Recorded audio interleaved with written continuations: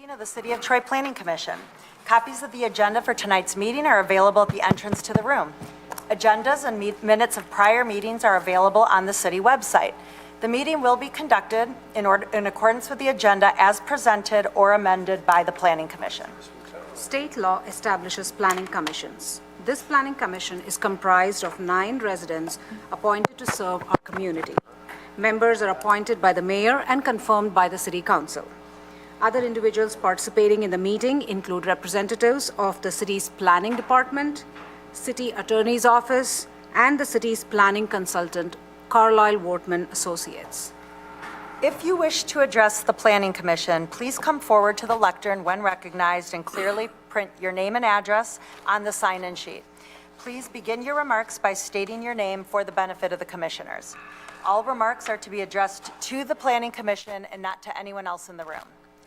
If you have a cell phone or any other device that might disrupt this meeting, please either switch it to silent mode or turn it off. At this time, I ask the Planning Commission Recording Secretary Kathy Zarnicki to conduct the roll call. Mr. Buechner? Here. Mr. Faison? Here. Mr. Fox? Mr. Hudson? Here. Mr. Krent? Here. Mr. Lambert? Here. Ms. Malala Holly? Here. Ms. Parakis? Here. Mr. Tagle? Here. Quorum present, Madam Chair. Should we make sure the mics are working?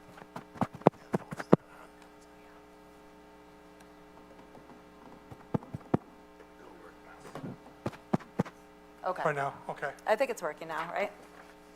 Okay. So next on the agenda is the approval of tonight's agenda. I'll move. Okay. Mr. Faison and Mr. Tagle seconds that. Any discussion? All right, we're ready for the roll call. Hey, Mr. Faison? Yes. Mr. Hudson? Yes. Mr. Krent? Yes. Mr. Lambert? Yes. Ms. Malala Holly? Yes. Ms. Parakis? Yes. Mr. Tagle? Yes. Mr. Buechner? Yes. Motion carries. Thank you. Next is the approval of the minutes from our January 28, 2025 meeting. Mr. Lambert? To approve? Move to second that. Okay, Ms. Malala Holly seconded that. Any discussion? All right, we're ready for the roll call. Mr. Hudson? Yes. Mr. Krent? Yes. Mr. Lambert? Yes. Ms. Malala Holly? Yes. Ms. Parakis? Yes. Mr. Tagle? Yes. Mr. Buechner? Yes. Mr. Faison? Yes. Motion carries. Thank you. Next is public comment for items that are not on tonight's agenda. If anyone has anything for the Planning Commission tonight for items that are not going to be discussed later, now is the time to come. Okay, we're going to move on to item 5, which is preliminary site plan approval, SPJPLN 2025-0006. It's the proposed Slick City Action Park, Troy, east side of Crooks, north of Maple. Addresses are 1820 Crooks and 1749 Northwood. Section 28, currently zoned Maple Road District and Integrated Industrial and Business District. The time that I should step out? Would you like to leave the room, Mr. Buechner? Let the record reflect that Mr. Buechner is leaving the room. And I'm going to turn it over to Mr. Carlisle for the presentation. Thank you. Wait for Mr. Buechner to exit.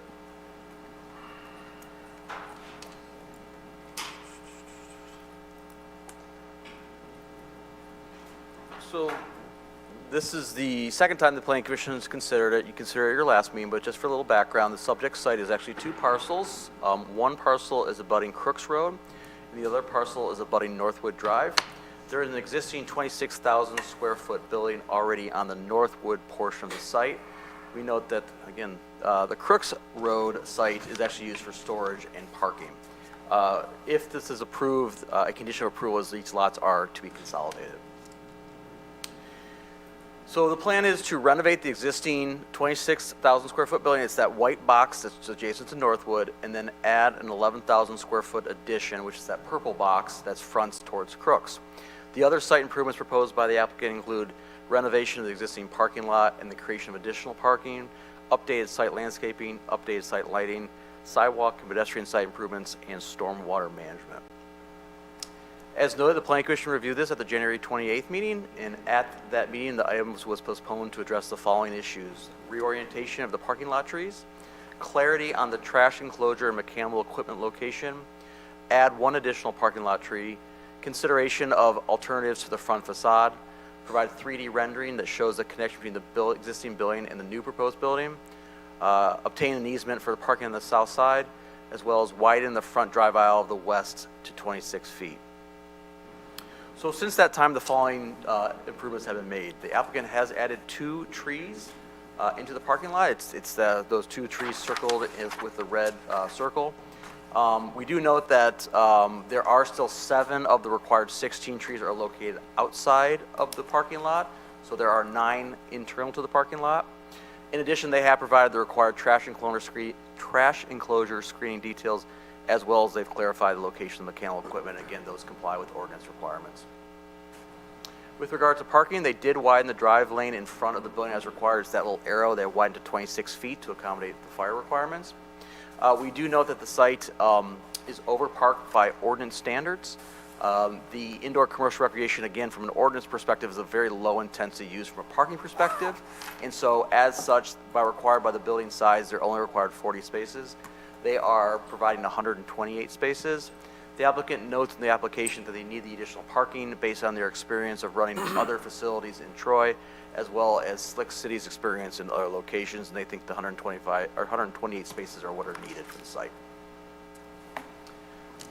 With regards to parking, there was a lot of discussion about parking on that southern end that abuts the southern property line. Again, we know it's only 17 in depth, and it abuts right up to the property line of that southern property.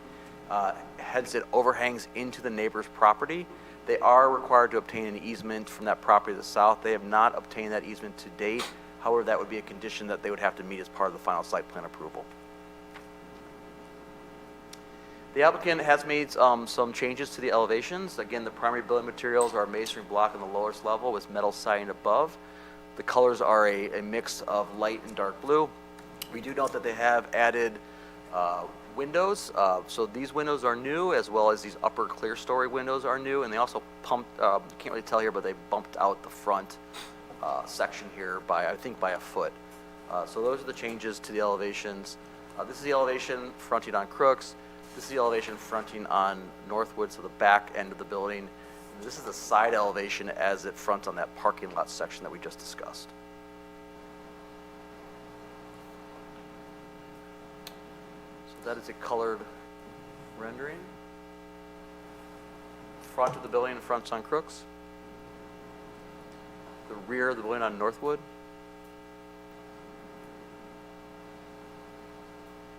These are just the 4 perspectives of 3D from the different angles of the site. So the top corner, this is the elevation on Crooks, the side elevation we discussed, and then here's that rear section on Northwood. So this gives the 4 different perspectives.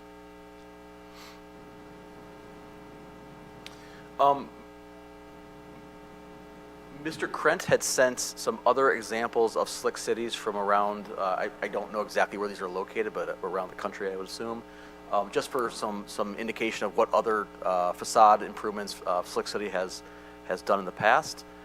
There's this one on the left, which is more of a brown material. The one on the right is more of that dark blue that the applicant's proposing. And the third one is this white and gray perspective facade.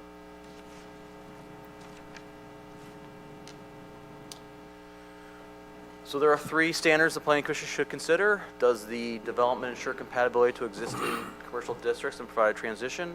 Does it incorporate best architectural design practices? And lastly, does it enhance the character, environment, and safety of pedestrian and motorists? So we do support the development as they are repurposing an existing building. However, the Planning Commission should consider the parking waiver in terms of excess parking, the location of the parking lot trees in regards to the relief needed based on putting on the perimeter rather than the interior to the parking lot, and lastly, the use of all transparency alternatives. We do note that if the Planning Commission does approve the site plan, we do recommend 2 conditions: consolidate the lots and obtain the parking easement with the neighbor to the south. Thank you. Thank you, Mr. Carlisle. I have a couple of questions really quick. The transparency with all those new windows, where are we at? That was not clear. I would ask the applicant to clarify. They may have met it with the additional, but it was not clear from the application. So I will note that we do encourage this clear story windows that we discussed, because they do add more light and air into the building. We don't count that towards the transparency requirement. So the only additional windows that we count towards transparency are this one, because it's measured from 2 to 8 feet off the ground. So we just need clarification if this addition meets the ordinance requirements of 30%. Oh, interesting. And then could you go back to the picture? There was another picture of this where it made it look like the building was on an angle. Is that true? On an angle? No, I know what you're talking about. How about That was just. No, not that far back. this? That, yeah. Wait, well, go one more. More. No. Back. Yeah, I guess it was the one back. Was It back? looks like it's angled, but it's not. It's not? No, Okay. I think it was just a, You talking about this one? no. No, it's the front, but it looked like it was at an angle, and I just thought maybe that was something new. Go back one more, maybe? All right, I don't know where it went. Okay, if it's not at an angle, then. I got a comment, question. Yes, go ahead. What do you mean by consolidate the parking? What is that? Solid, so the two parcels, there's. Oh, consolidate the parking. Lots, I didn't mean parking lots, I meant lots as in Oh, okay. a parcel. So there's two Got it. parcels. I get it. They need to consolidate into one parcel for zoning reasons. Thank you. Does anyone else have questions for Mr. Carlisle? All right, then we'll invite the applicant up. Please just sign in and state your name for us. Good evening, Steve Auger with Auger Klein Aller Architects. One thing I want to point out with this elevation and the other samples of other Slick City, one of the unique issues with this site is we have a power line. The main power line for this whole development is actually 12 feet in front of this facade. So this is as far as the building can protrude off this addition.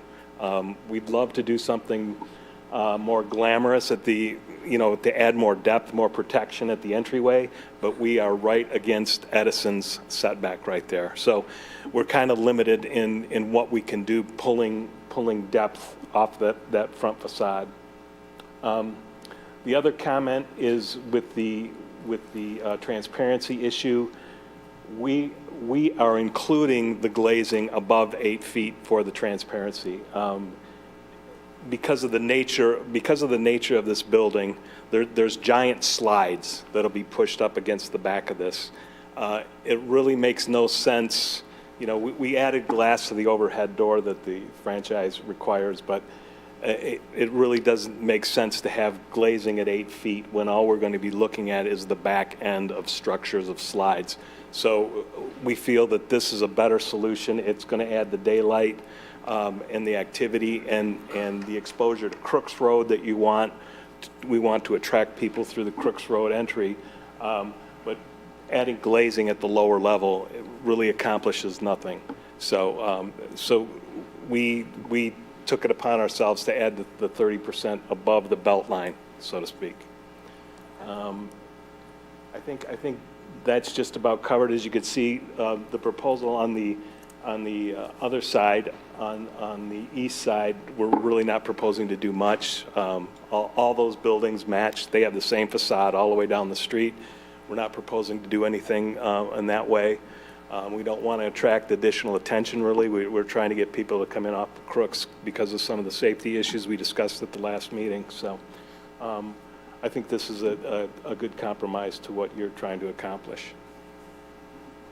Does anyone have any questions for the, yep, Mr. Crown? Regarding the DTE requirements, is that meaning at what level do they want you to not, from the ground up? Yeah, from the ground up, there's actually a 12-foot easement that runs, so from the center line of the pole, 6 feet on either side, you cannot touch that. You cannot encroach on that. So I take it that 6 foot towards your building is right where you bumped out that little bit? We gave it 2 feet of slop, so to speak, just in case. And so we grabbed another foot closer to that encroachment. So that facade is a foot from what they're requesting. Okay, but there's no, Now, we are investigating moving that line, but we can't come in here and say we can do that No, I right now. understand. But that's under negotiation with DTE, but they work at their own. So is the Pace. front doors recessed so there's some weather protection? Yeah, so the front doors are recessed 4 feet. I think you could see it a little clear in the 3D rendering. That's, so we have a foot over top, and we have 3 foot 4, I believe, setting back right there to protect that entryway. Well, since it's called an action park, I would like the outside to somehow show a little more action. It's a phenomenal, great element for the city. It's exactly what the city needs. A family-friendly, entertainment slash activity, physical activity place. It's just everything we need. I just want that outside to look a little more exciting than what's portrayed here. And I'm not going to make suggestions, but since it's a slick city and then underneath it says Action Park, I would love to see more excitement, more action looking. This is your calling card.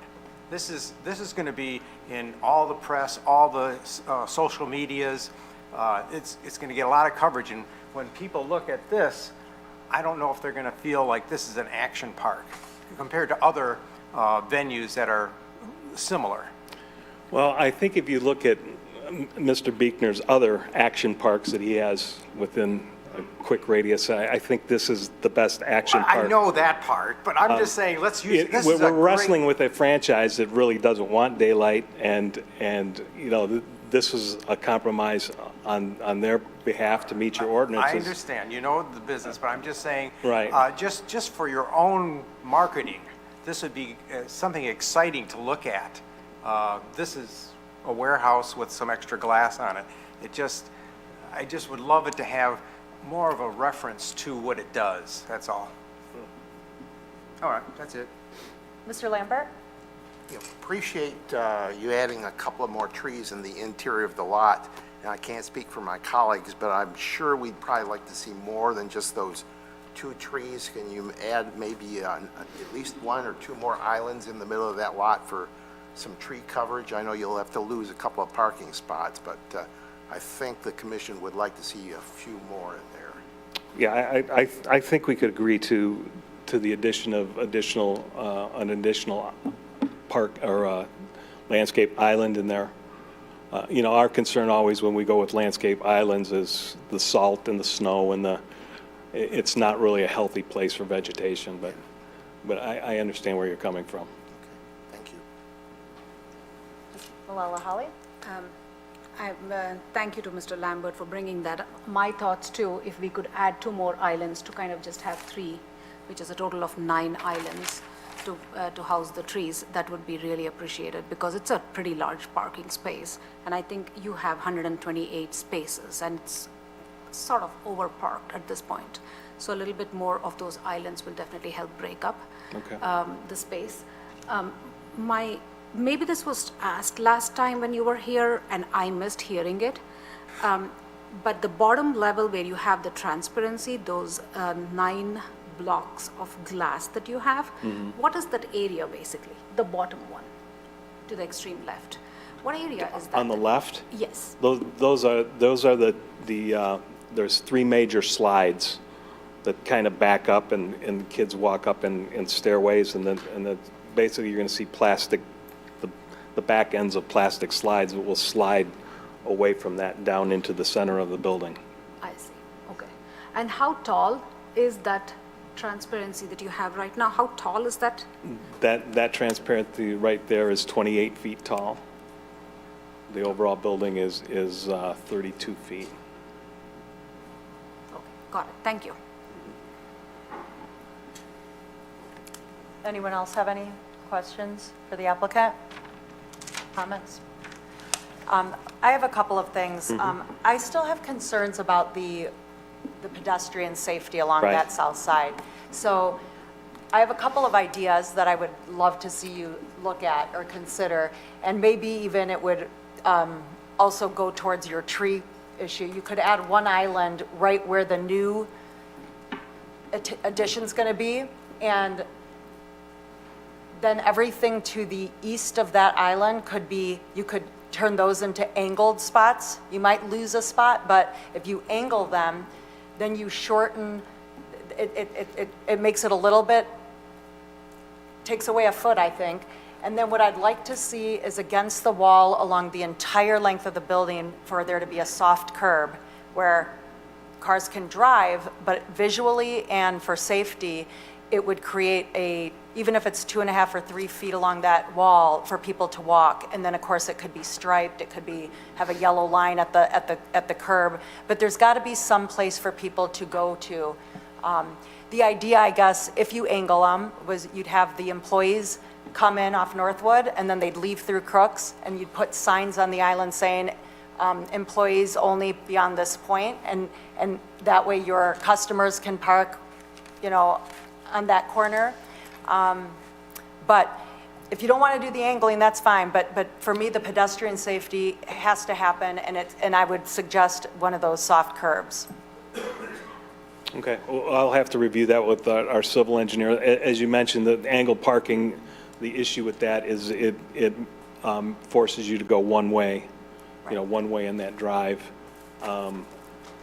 which I don't know, I don't know what that does to the ordinance and if there is enough room to actually get an employee, but we will take a look at it. We will. I remember you had mentioned that at the last meeting. And so here's the thing, if there's room for two-way driving, there absolutely has to be a place for pedestrians to walk, because it's really tight, and it's quite dangerous otherwise. Okay, we will consider a solution for that. Anyone else? Okay, thank you.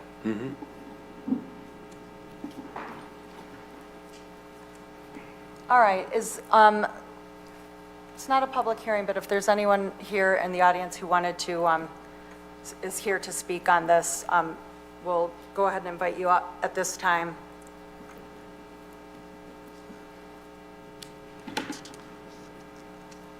Okay, I don't think anyone's here to talk about this item, so we'll turn it back to Planning Commissioner discussion. I like your idea about creating a one-tree island to separate the employee parking from visitor parking. I think that's a great idea. I would hope that the applicant would utilize that idea.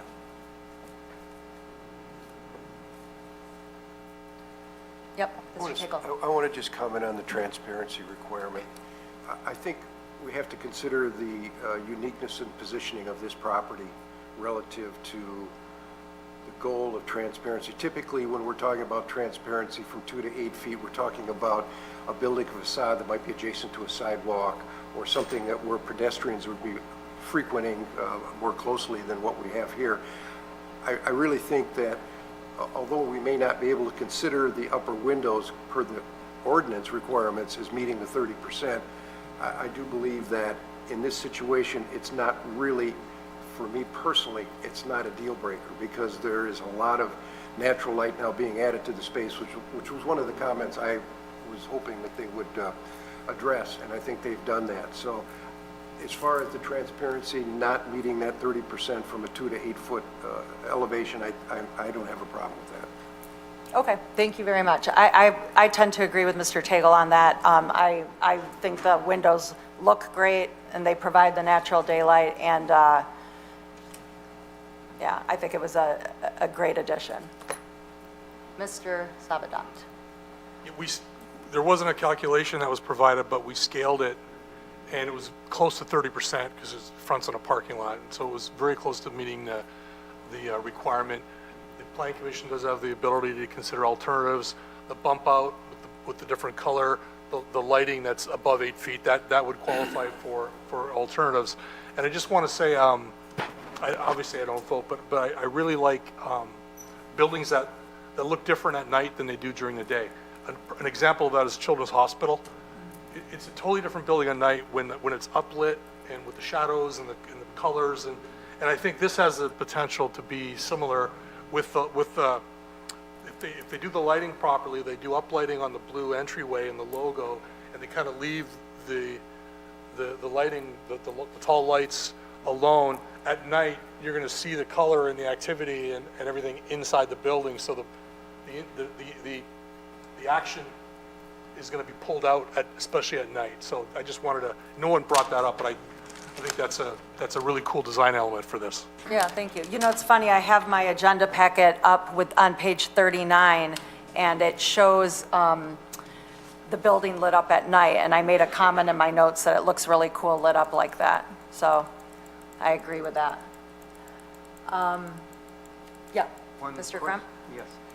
Again, for our planning director, what is required for how many trees are required in the parking lot that are not there? In other words, what's the,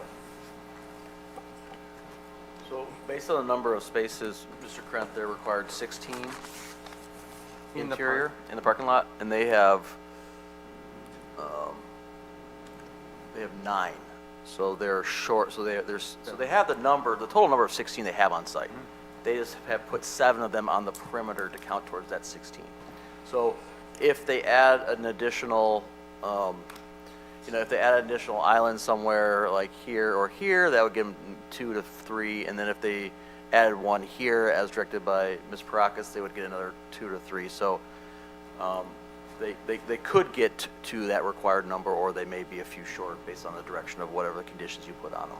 very nice. In that case, I would recommend that they have at least one more island in the middle of the big parking lot, and then incorporate what our chairperson suggested in the southern parking lot to make another interior tree. Yep, Mr. Lambert? Based upon the discussion, I think we're close to getting to the goal line, so it looks like we want to have the increase in the parking lot, trees on the interior, and also some enhancements to pedestrian safety or some walkways. Is that kind of the direction you were going in? Yeah, and I guess, not to interrupt you, but I was going to say, maybe we ask the building department how they feel about it, and maybe our attorney as well, but in terms of putting a condition that would say it requires that they provide pedestrian safety, and so they don't have to bring it back if it can be approved at that level, or if you think it's in the form of either a soft curb or striping.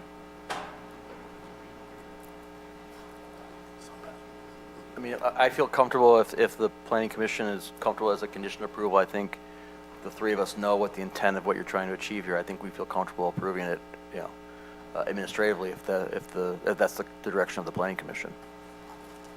I mean, unless you're looking for something specific.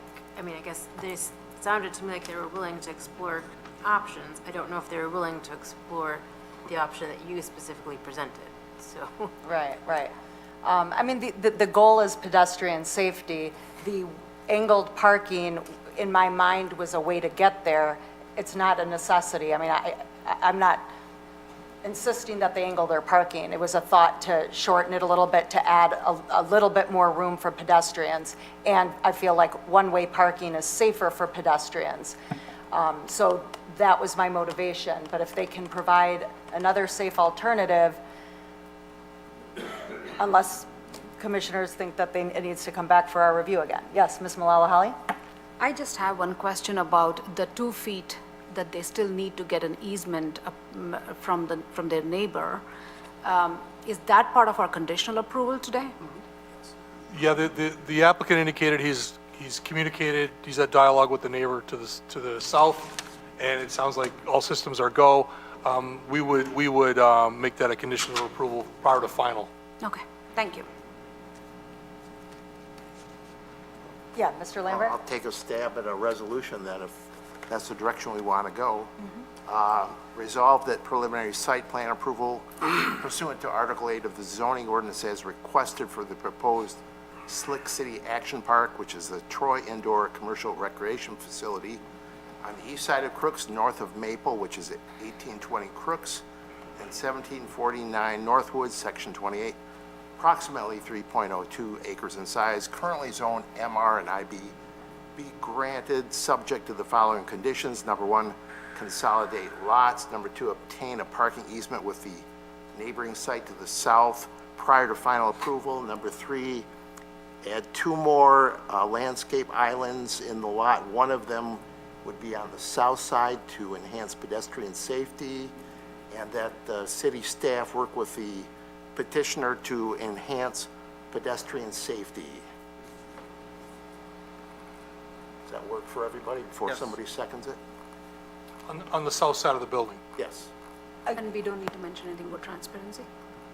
You're fine with that? Before we move on to the transparency, I mean, I guess I'm saying that I'd like for there to be a sidewalk, whether it's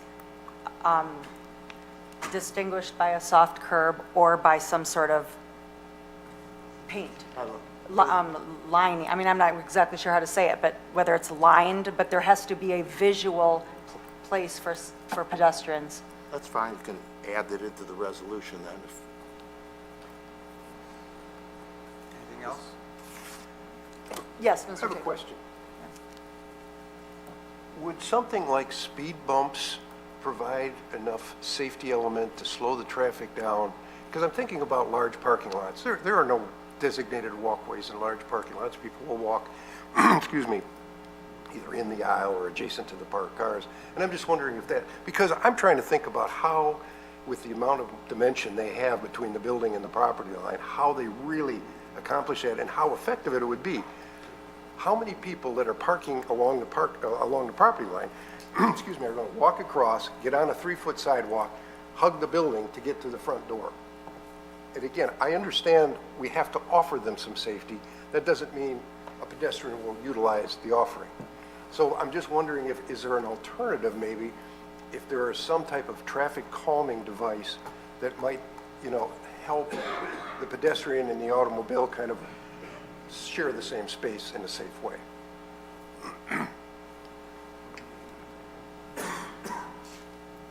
I mean, based on my personal experience at buildings like this that are super vast and have a door and you're walking right up to a building, I know when my kids were young and I had to cross that, we would walk over and we'd hug the building and there'd be nothing there. We'd just be walking alongside of the building. It would have made me feel more comfortable for me and my family to have some sort of something on the ground to distinguish it from the road, so I'd feel like I were on an area that cars knew were meant for pedestrians.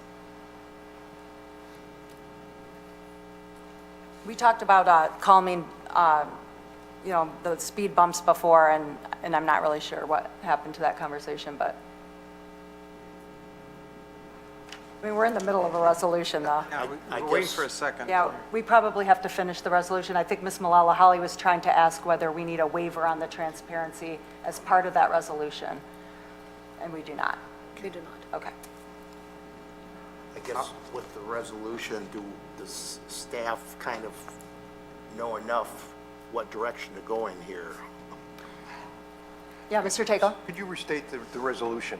Because I'd like to know what we're saying about the safety of the pedestrians. Are we requiring them to have a designated walkway, or are we telling them to provide a safe means of, for pedestrians from the parking spaces to the building entrance? My original resolution, I think, was just to city staff to work with the petitioner to enhance pedestrian safety. I think our chair was suggesting a specific solution, if I'm not mistaken, but I guess that's up Yeah, to well, the it's your majority. resolution. It's Okay. your All resolution, right. so go ahead and, So as long as city staff is comfortable with pursuing enhancements for pedestrian safety and can come up with a good solution with the petitioner, I think Mr. Savin is kind of shaking his head yes, but I'm not sure if that's, Well, I think as long as it's general, I mean, I'm gonna talk to the city engineer and the city traffic consultant about this and see what kind of solutions they can come up with. I think there is merit to the speed hump or the traffic calming, but before, I'd like to involve people that know a lot more about this than I do in the dialogue, but with the goal of improving pedestrian safety, whatever that may be. In that case, I'll second it. okay. Any discussion? Mr. Krent to support? Yeah, I was, yes, correct. Thanks, Kathy. You ready? Okay, we're ready for the vote. Okay. Mr. Hudson? Yes. Mr. Krent? Yes. Mr. Lambert? Yes. Ms. Malala? Yes? Ms. Parakis? Yes. Mr. Tagle? Yes. Mr. Biekner? Oh, I'm sorry. And Mr. Faison? Yes. Okay, motion carries. Sorry about that. Yes. All right, thank you. Well, I don't know if Mr. Biekner knows to come back in.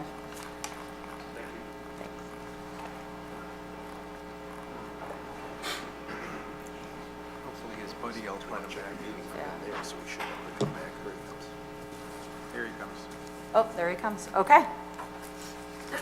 So we're moving on to item number 6, preliminary site plan review, SPJPLN 2024-14. It's the proposed Pinnacle of Troy, southwest corner of Crooks and Waddles, 3991 Crooks, PIN 88-20-20-226-015 and 016 and 017 and 106, Section 20, currently zoned neighborhood node I district. And I believe Mr. Carlisle will be presenting. Yes, thank you. So a little bit of background on the site. An application has been submitted for a one-family attached development at the southwest corner of Crooks and Waddles. The subject site is a little bit over 5 acres in area, and it's currently undeveloped. Aside, there are 3 existing single-family homes that would be removed as part of the development. It's zoned neighborhood node F in the zoning ordinance. Obviously, the Planning Commission is well aware, and I believe many of the members of the public are well aware, that we, as a city, have been looking in depth in the master plan recently, and have recently updated the master plan to address issues in the nodes. We spent a lot of time on this specific node, on this specific corner, as part of the discussion. And I just want to read what the master plan that was adopted by the City Council recently states. It says, due to existing traffic patterns along both Crooks and Waddles, incorporation of a park use or low intensity and scale residential, including the expansion of Stonehaven subdivision into the southwest corner of this node, utilizing the already existing entrances from Crooks and Waddles would be appropriate. If a continuation of Stonehaven is not possible, any future development of this corner shall limit access to Crooks and Waddles to not increase existing traffic conflicts. The city may consider rezoning the southwest corner to a one-family attached or single-family zoning designation. So that's what's in the master plan. So I want the Planning Commission to keep this in mind as we review the application to confirm if they think this is meeting the intent and vision of the master plan. So site layout is in front of you. It's skewed, but so north is facing to the right. So Waddles is to the right side, Crooks is to the bottom here. It's 36 units, split into between 12 buildings. The buildings vary from 2 attached units all the way up to, I believe there's a couple 4s in there that are attached units. There are, access is off of Crooks Road, but we do note there are 3 dead-end streets on the site. They all terminate towards the top of this plan in front of you. We do note there is an outdoor amenity at the southwest corner of the site, and it's located above the underground detention area, so there cannot have any sort of permanent structures or anything with the foundation because they have stormwater management underneath it. We do note with regards to setbacks, the side and rear setbacks are compliant. However, the applicant is seeking relief from the Planning Commission for the front yard setbacks along Crooks and Waddles. So the intent and requirement of the neighborhood node is you put the building 10 feet from the road to engage the street and create kind of a street presence. They're seeking a 4-foot relief on Crooks and a 15 feet on Waddle. It is not unusual for the Planning Commission to grant some relief from that 10 foot, especially for residential projects, and you have done it in the past. So the request for this is not an unusual request. One issue of note that we have spent a lot of time with the applicant addressing or discussing is the issue of height. They're seeking a proposed height of 33 feet, which exceeds the maximum of 30 feet as set forth in the zoning ordinance. The applicant is seeking a height variance from the Zoning Board of Appeals. The Planning Commission is not to discuss the height variance since that's held or considered by a separate board. However, we do note that because of this reason, the Planning Commission cannot take action on the site plan tonight. They need to obtain a variance and or not obtain the variance and come back with plans after consideration by the Zoning Board of Appeals. As noted, there is one access off of Crooks Road. We do want to note there are those 3 internal streets that are dead ends. So this is the access off of Crooks, and this is just one example. There is a dead end to the north here, circled in red. What the applicant is proposing is a turnaround here in the blue. We've expressed some concern about this issue. First off, we try to limit dead ends as much as possible for circulation purposes. Furthermore, we have concern about this kind of mid turnaround. We think oftentimes they are just used for parking and aren't clear and actually used for their intended purpose of turnaround. So we expressed this concern to the applicant. They don't have the same concern that we have, but it's something the Planning Commission should consider with the applicant. In addition, we do want to note there is a 5-foot sidewalk that's provided around the site and access to both Crooks and Waddles. So there is pedestrian circulation throughout the development. With regards to parking, there are 90 spaces provided where only 72 are required. This does require some relief from the Planning Commission since the total exceeds the 20% maximum under which they can achieve. The applicant has been informed of this parking justification. However, they have not provided any evidence to us about the need for the additional parking, so we asked the Planning Commission to discuss this with the applicant tonight. We do note that all the landscape requirements have been met, however, do have some concern over the replacement trees. There are a number of significant trees that will be taken down as a result of the development, so the applicant is required to provide 138 trees of replacement. They've placed, because of the amount of density on the site, they placed most of the replacement trees along Crooks and Waddles in the front of the development. So we have concern about the viability if 100+ trees can survive at that major intersection with salt, oil, etc. from the cars, as well as over-screening in the form-based district. So one of the issues that we've had as a Planning Commission, this is another example that we have in the city where we actually have the replacement trees are used as kind of arborvitae and screening for the front door. The intent, again, of these neighborhood nodes is to engage the street and to have some relationship between the front of the building and the street. So our question to the Planning Commission is to consider placing a screen of arborvitae in front of the buildings and screening that front entrance. Does that really meet the intent of what we're trying to achieve in the neighborhood node districts? And if these arborvitae locations should be in a more appropriate location, perhaps in terms of the back of the site, provide additional screening to the rear properties, etc. So again, a plan of discussion with the Planning Commission.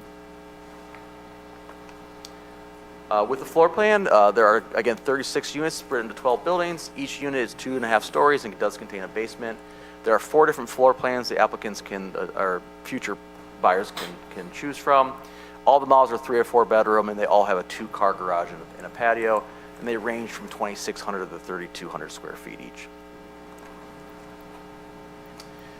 We do note that transparency has been met. The primary building materials are brick, estate stone, and vinyl siding. Again, we do note they need a 33-foot height variance. They call this the front elevation, but this is actually the rear elevation that kind of fronts on the internal streets to the development.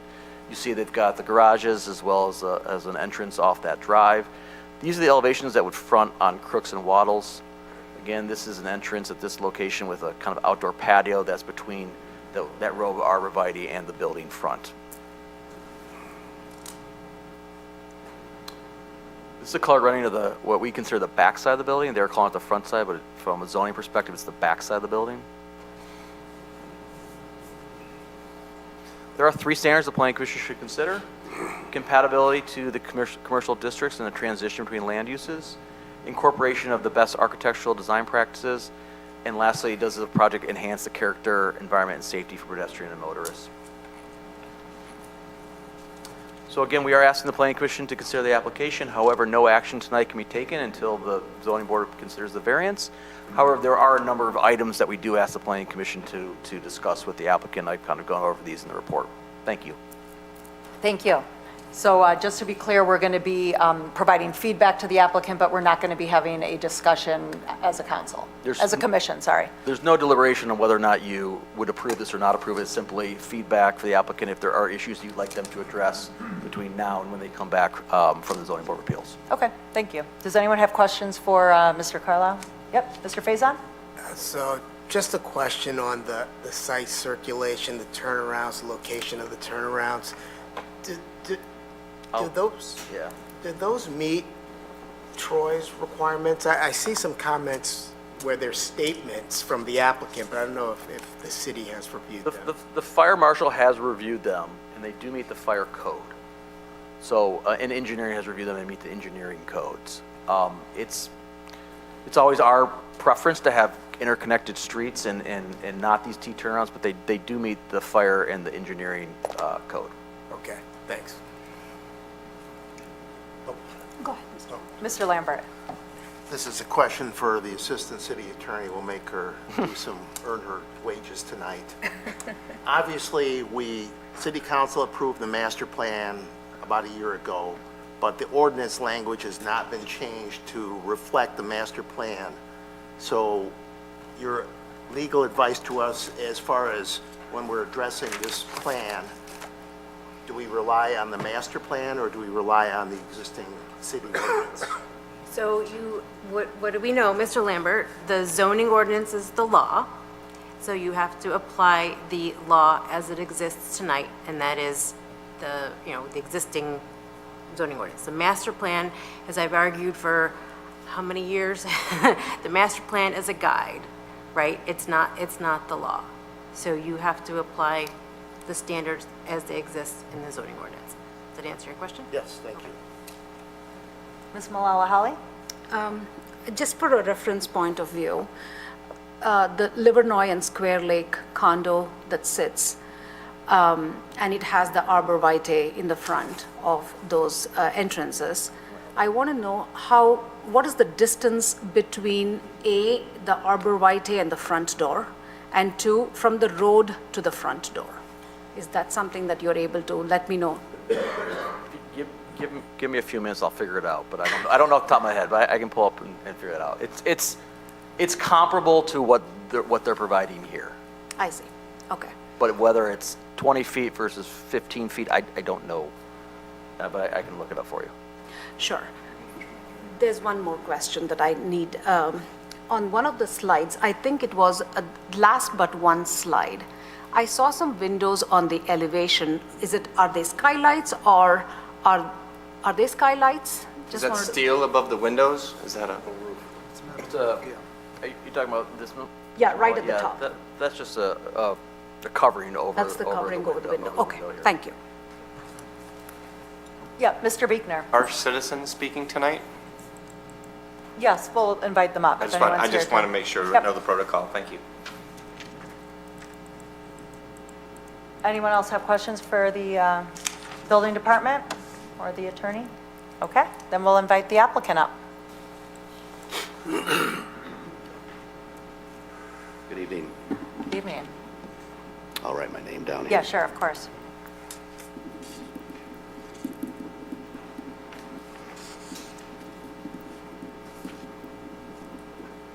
My name is John Hauser. I'm with PEA Group, civil engineer for the project. The architect, David Donnellan, unfortunately, we just found out today he's got pneumonia, so I'm speaking on his behalf. He's been the quarterback for the project, has done a great job with the layouts, but I am familiar with it as well. So I also want to introduce the developer, Kamal Shahaib, with Choice Development, and thank Ben and Brent for their summary this evening, and all the time that they've spent with us putting this together.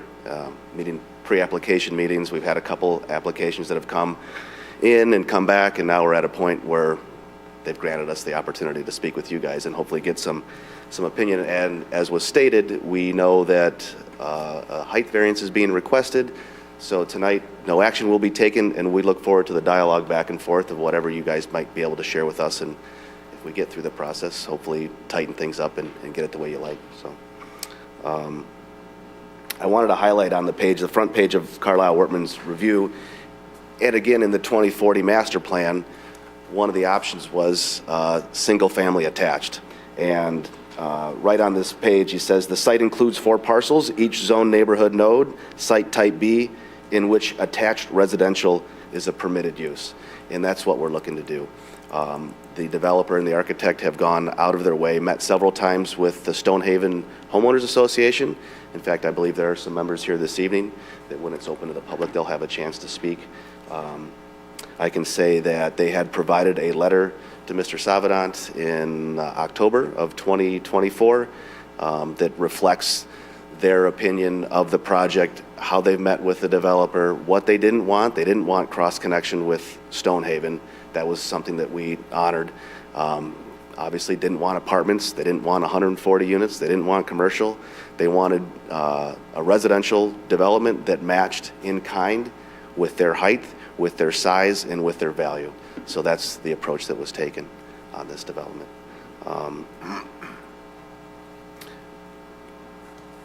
Rather than going through point by point, unless you want me to, I'll kind of sit back. You guys can go to the points that you want to highlight, and we can talk about them openly. That sounds good. We'll right. start with questions right away. Yep, Mr. Hudson. Is it going to be a single residence condominium association? Yes. Good. I'm looking at the notes and you're talking about spraying if in fact you wind up with trees in the front and desiccant and then wrapping burlap. It's been my experience when you have an association, but condos are a little different. They're a little more attuned to it. But after 2 or 3 years, people seem to forget that there's obligations to protect the property. In your condominium bylaws, is there going to be a provision requiring attention to the condition of these trees and treating them if in fact there's a problem? I would imagine they were. I can't speak to it directly, but, you know, the attorneys that are going to put that together, if there's an opportunity to work with the city at that point to confirm that, but yes, that would be the intent. I think that's important. Sure, I agree, yeah. Now, one other question. There are some apartments at Square Lake and Livernois. Huge complex, very white, very forbidding. What's the distance from the front door to Livernois, if you know, with that project, and what the distance you are proposing tonight? Yeah, I can't speak to the other project, but I can tell you, I checked it today, ironically, the distance from the back of curb on Waddles and Crooks to the property line, is the dark line up there, is 30 feet. And then we're set back another 14 or 15 feet. Okay. If I may, Madam Chairman, I'd like to ask staff, do you know what the dimensions are in that project? I can't access my G drive here. Going off memory, the setbacks from the right-of-way to the eastern facade is 10 feet, going off memory. Oh. I don't know what the distance is from the property line to the road. I'd have to check. Okay, that's helpful. Thank you. Anyone have questions for the applicant? Ms. Malala Holly? Yeah, so I know in the packet that we received, there were a lot of comparisons of the neighborhood properties in terms of height. I want your justification on why you want to increase the height, although we are not going to be deciding on anything today. I just want to know what you're going to take to the zoning board. What is your argument for increasing the height in this area? So, Ms. Malahali, I'm going to ask the applicant not to answer that question. I know Mr. Fox, the last time we had a similar discussion, asked a similar question. I was admonished by Booth, somebody sitting to my right, and my boss. So we're going to leave all of those arguments, all of that presentation to the Zoning Board of Appeals to consider. It's a valid question, but it's not appropriate for this meeting. Can we have a, Yes, go ahead, Mr. Silva. is there a way to ask that question without getting into the standards for the ZBA? Like in generally why they seek a 3-foot height variance without getting into the point-by-point standards? Because this is a choice they're making to do this, to not comply with the zoning ordinance. So just from a design perspective, is there some leeway there? There may be a different way to phrase the question, but I don't want the applicant to sort of make his case for what he would present to ZBA for needing those 3 feet. Agreed. So there might be a different way to ask the question, but that's not the way, respectfully. Okay, I take back that question. I don't know if I'm speaking out of turn, but I can, it's to keep in kind with the same architecture and roof pitch with our neighbors, to put it simply. Okay. And while we've got a small break, I've got several copies of the letter from the Homeowners Association president from Stonehaven. I don't know if it ever made it into your It did packets. not. I'd like to see So, it. yeah, there's several copies. Okay, thank you. Mr. Biegner, I think, As I was looking in the package, one of the bigger issues, and I'm just guessing some of the people that are here were asking about traffic. I think we had 50 pages. I didn't read every word. I skimmed through the whole thing. Can you just give us your summary of traffic, please? Yeah, the summary of the traffic report, that there was a 1% increase in traffic volume. So given the other opportunities for development in a neighborhood node, in the type of development, this is about as least intense as you could get. Cool. My other topic is trees, and I think everybody in the room, everybody likes trees. Ironically, I just went through this myself, but I mean, trees are pros and cons, and block signage, and need parking, and we want green space, and we want coverage, and we don't want coverage. So I'm a big fan of trees. I think everybody is. Together, we got to figure out how to make it look as aesthetically pleasing as possible. So I just wanted to say my 2 cents on trees, for whatever that's worth. Thank you. yes, Mr. Faison? To follow on to that point on trees, was there consideration, and my point is the number of trees on the outside of the property, was there consideration to having more trees on the inside of the property? Part of the limitation on the trees on the inside are the number of utilities and easements that need to pass through public water main, public sanitary sewer, storm sewer. So that made it difficult for our landscape architect. We certainly wanted to get as many in there as we could. In the perimeter, the purpose for the perimeter is obviously to soften. While it's neighborhood node, you know, the ordinance says be 10 feet from the property line, but at the same time, that was maybe more applicable if it was a commercial storefront and you had retail and then living above. So the purpose of the screening and the softness and the vegetation that we put along the frontage was for that purpose. You're not, hopefully somebody's not window shopping on your front floor when you're trying to watch or eat dinner, you know, watch TV, so. And my concern is, I understand that point, but that somewhat conflicts with engaging the road, right? When you have the trees and the screening. Understood. Ms. Malala Holly? Two other questions. One, I know today we are just discussing your application here, but when you come back to us, kindly bring some 3D renderings so that we are able to visualize the project. Absolutely, we've got that in motion. Right. And the question that I now have for you is, for me, when I looked at the plan, the blueprint, it seems very landlocked. What I mean to say is there is one entrance and one exit, and then there are these roads that are all dead ends. It seems very landlocked and very tight. The space feels very tight. I don't see fluidity in the space. In terms of recreation space too, I don't know what square footage that is. I know you cannot build any permanent structures there, but what kind of space you envision? Because somewhere, if I'm and correct me if I've read it incorrectly, it says something like it is left to the homeowner's discretion as to how you want that space to be created. Now, one homeowner may tell you we want this, and the other couple homeowners may say it that way. But do you have an idea that you will present to these people who are coming to check out your models to say, hey, these are some of the suggested ideas that we have here? Because that then gives us also any ideas that you have to reflect on how well you're using that free space for all. Just park benches will not cut it, to be honest. And I know the proximity of this location is closer to Big Beaver, so there is an opportunity and a chance for you to say, hey, Bullon Park, hey, Big Beaver, all of those things. But not everybody who chooses to move into this area would want to also go there all the time. So we want to provide something for them, right? I know you have good people movement around your complex, but vehicular movement, those dead-end spots somehow feels very tight for me. Just want to know your thoughts on that. Yeah, I understand what you're saying, and part of the developer's wish, well, there's two things. One, connectivity with the adjacent property was something that we tried to avoid after talking with them. Another drive approach on Waddles, which would be even closer to the intersection, created another issue. There had been some consideration, and speaking with the planning department, of a secure, I'll call it gated, that was an idea that was kicked around early.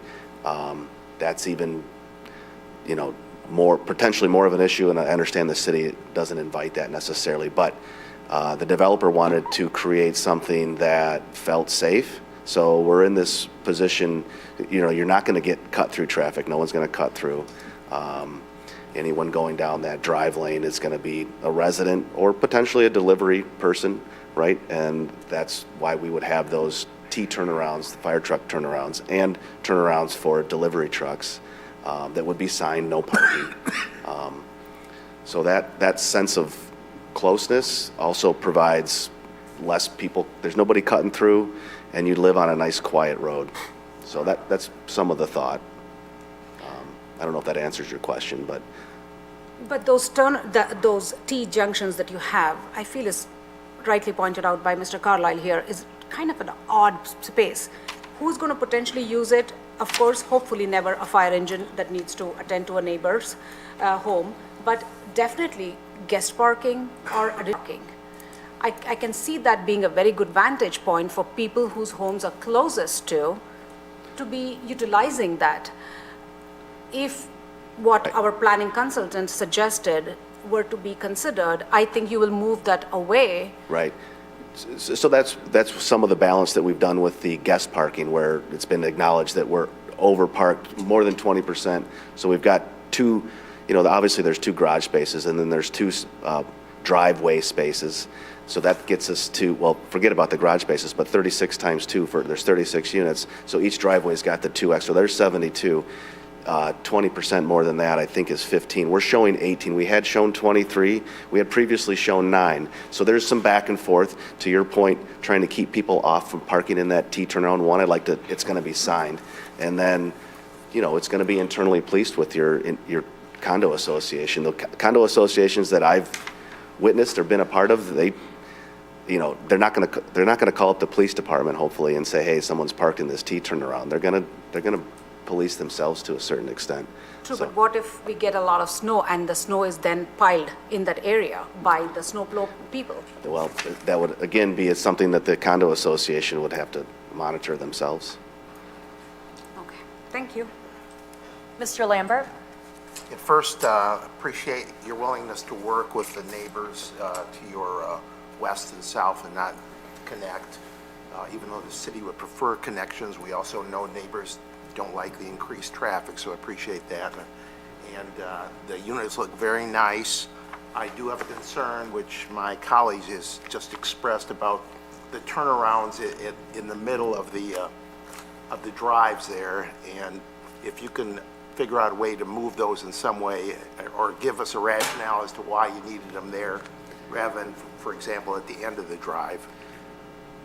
Well, the code requires the dead ends be no longer than 150 feet.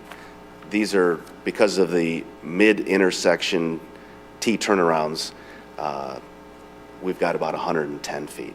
So the T turnaround, if you put a T turnaround at the top of the page or the west side of the property line, that puts the delivery trucks and their beeping even closer, and quite honestly, that just takes up more space. If you look at the geometry that's allowed from the fire department, you know, you could have, I don't remember the radius, but a cul-de-sac takes up, it's a big blob of concrete, similar with the T turnaround. So this is the most environmentally sound choice as far as less pavement and more green space. So, I mean, putting it simply, that was really the decision. Thank you. While we're on this topic, I want to weigh in on the circulation.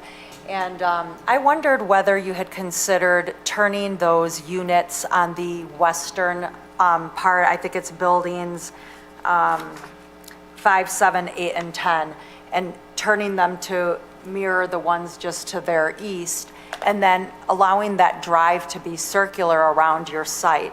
So you would eliminate having those Ts or Is or whatever those dead-end streets are, so you could actually push them down a little bit. And then you wouldn't have circulation issues because it would just be one big loop around. You could keep the loop in the center, but you'd eliminate the 3 dead ends in the middle, and there would be no dead ends on the western side if you just looped it around, and I don't even think you'd lose any units because you would just flip your buildings. Have you ever played around with it to see? It's been played around with quite a bit by David Donlin, who's not here, but I will say, and maybe the planning department can correct me, a 20-foot greenbelt on the west property line would be required. So that, and then a 24-foot drive lane east of that, and it reduced the number of units that we were able to get. We've already reduced it significantly from hundreds to 50 to 40, and now we're down to 36, and we've been told to stop. Being blunt. But. Is that's your understanding as well, that there wouldn't be enough space for that? There's always space. The question is, how does that work with the number of units? I mean, there is a requirement that there's a 20-foot green belt, and there is a 24-foot drive aisle requirement. But I don't know enough if they lost those middle T turnarounds, they could shift those buildings farther down and put the drive aisle in. Okay. I didn't do that math, but there is a Right, 20-foot right. setback, or a Okay. 20-foot green belt and a 24-foot drive aisle requirement. Okay, I mean, I'm just looking, it's like this, so when you look at it, if you turn it, it's gonna be thinner. If you remove these things, you can push everything down. I'd like to see at least an attempt, because a big downside to this development for me is it's not like a neighborhood feel, because it's very disjointed and it's just going up, and people who get to the end have to do a 3-point turn to get out, or they're gonna be in someone's driveway, and I just feel like it would be more of a neighborhood, and it would be more desirable and appealing to the people living there to have a circular flow of traffic, as opposed to a bunch of little nooks and pavement sticking out without really a purpose besides for a fire truck. Because if you're going to put do not parking signs up, it's only for the fire truck. You've got a lot of them. I Mr. want Kremp? to follow up with that. I agree with our chair's opinion of the flow of the traffic flow, the vehicular traffic.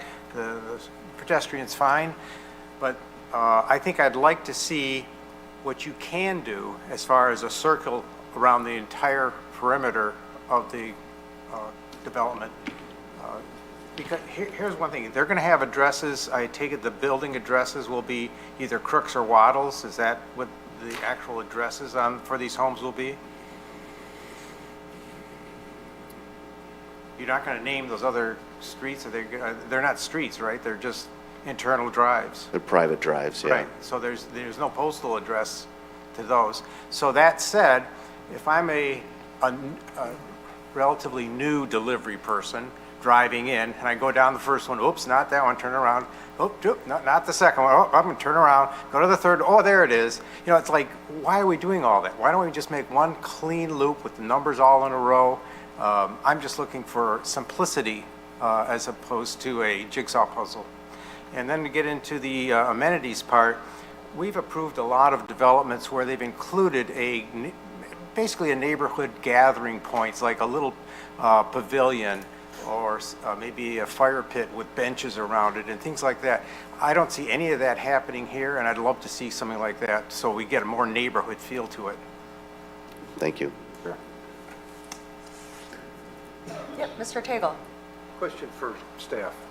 The 20-foot setback on the west property line, is there any other way to make that work other than 20 feet?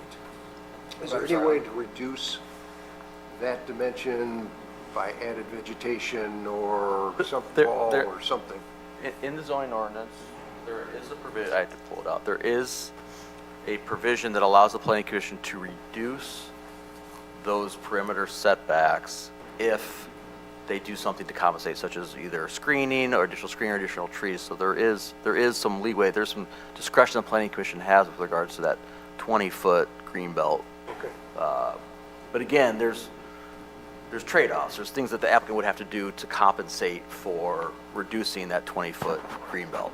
No, and I understand that, but I'm tending to agree with the comments about the dead-end streets, and I think this, this development would be better served with vehicular circulation if there was a loop around the site. And I was just saying, I know there's some, what do I want to say? Cushion? Well, I know there's some cushion if you take out the turnarounds for the fire department, and that's why I was asking if there's any relief in the 20-foot setback, that maybe, start looking at it a little bit tighter and see if that could work so that you could create that loop drive along the west property. Yeah, with, looking at potentially reducing that, adding buffers, talking to Stonehaven Homeowners Association to get their input as well, if that buffer, whatever requirement would be added to it. But geometrically, and yeah, we can look at that. Does like a berm qualify? Would that be like a? I mean, it's Or that takes a lot Too of space? tight. Oh, I 20 see, really, okay. it's at the discretion of the planning Yeah, commission. okay. So there are 6 standards. You would consider what the impact of the reduction would be and how the applicant's mitigated that impact, and does it meet the standards to approve it. But it is something the planning commission has the authority to grant relief from. Okay. Yep, Mr. I Tatum. guess the only other comment, I look at the development and I appreciate the effort, but it just seems like we're putting a lot on this piece of property. And when I think about Crooks Road, I don't know, putting residential development right on Crooks Road doesn't seem like it's a great fit. You've got commercial, you both on the east side of Crooks, between Waddles and Big Beaver. South of here, south of this property, again, commercial starts popping up on the east side of Crooks. And it just seems pushing these residential units right up against the Crooks Road street. I don't know, it just seems a little bit out of character for that street. I understand the screening with the arborvitae. I don't know, that's a thought. And then again, I agree with some of the comments about the green space. And I understand that's your stormwater detention and there's limitations, but I think something to do with that corner, that's the entrance corner, something to do to enhance that a little bit more. Now let you guys figure out what that might be, but I think right now it needs something. Understood.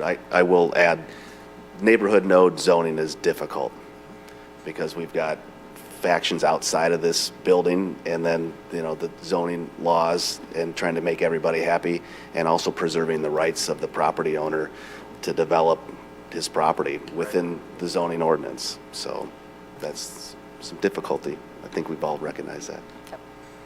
I have another question or comment.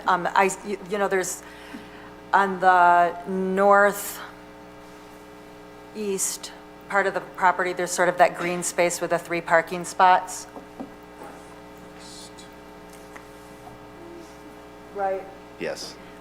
Between 2 and 3. Yeah, is that a sidewalk that would allow people in the neighborhood to be, access to get out to Crooks? Like, let's say they wanted to walk to 7-Eleven? Yes. Okay, and then the rest of that green space isn't, like, can you give me a ballpark of the size of that green space?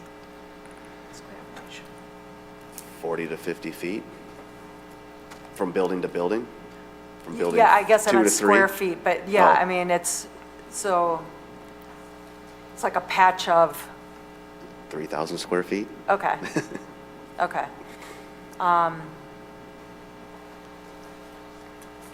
And then I had another, it's already been brought up about making sure you bring in color renderings to show context with the surrounding area. We're going to want to see the context to the neighbors to Yeah. your west, but also from the Crooks Road in terms of what's across the street and what's south of you. It would be important to me to see how close, and maybe you can give me the dimensions, but how close is the entrance to the Stonehaven entrance? And also, how close is the entrance from Waddles? Yeah, I can't give that right now, but I understand what you're saying. You'd like a bird's eye view from several aerial perspectives to for kind of see sure. the other developments and how they fit in, so. Because one of the illustrations, it's not the one, well, maybe it is, but you have, I don't know technically what the word is for it, but, you know, it sort of goes in a little bit, so people, if they're going 45 miles south on Crooks, they get off a little bit before they slow down to go, a deceleration, I guess. Yes, correct. Is that provided for, and did that meet all of our, in terms of the length and the standards, and is it far enough from the intersection, all that? Yeah, it's been, there is a deceleration lane, you can kind of see it here a little bit. It starts here, kind of goes in. It's been reviewed by engineering, it has not gone through final engineering review. Okay. But preliminarily, I don't think the engineering department has found any issue with the proposed decel lane. Okay. Yes, Ms. Malala Holly? Just a clarification I seek. Did you say that the amenities area that is 3,000 square feet? No, I was commenting on the distance, and I thought that was the question between buildings 2 and 3? Or maybe you were asking about the amenities area. Yeah, I was asking about the amenities Oh, I area. apologize. Yeah, I don't have it off the top of my head, but it's more than 3,000. 10 to 15,000 square feet. I'm guessing, I'm looking at 100 by 150, trying to gauge it. Yeah, that information will be relevant for how we can put that to good use. Yeah. In your. Yeah, we can certainly Yeah, provide that. we definitely have opportunity here to do something nice for the neighbors or for the residents of this project, and definitely something that will look appealing. As Mr. Tagle pointed out, it is at the entrance. You have an opportunity to make it nice and glamorous, with limitations, of course. Sure. Yeah, Mr. Tagle? Sorry. Between buildings 2 and 3, there seems like a large green space, and I'm just wondering if that was driven by the 3 parking spaces off of the roadway or the drive. That was certainly part of it.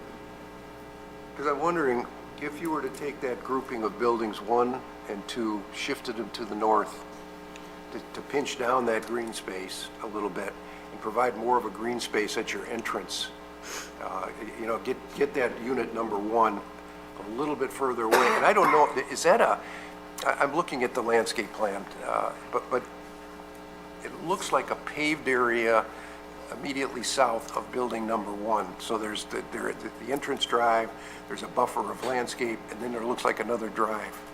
Is that? Side entry drive, Yeah, perhaps, on that? Is that what that is? Yeah, Yeah.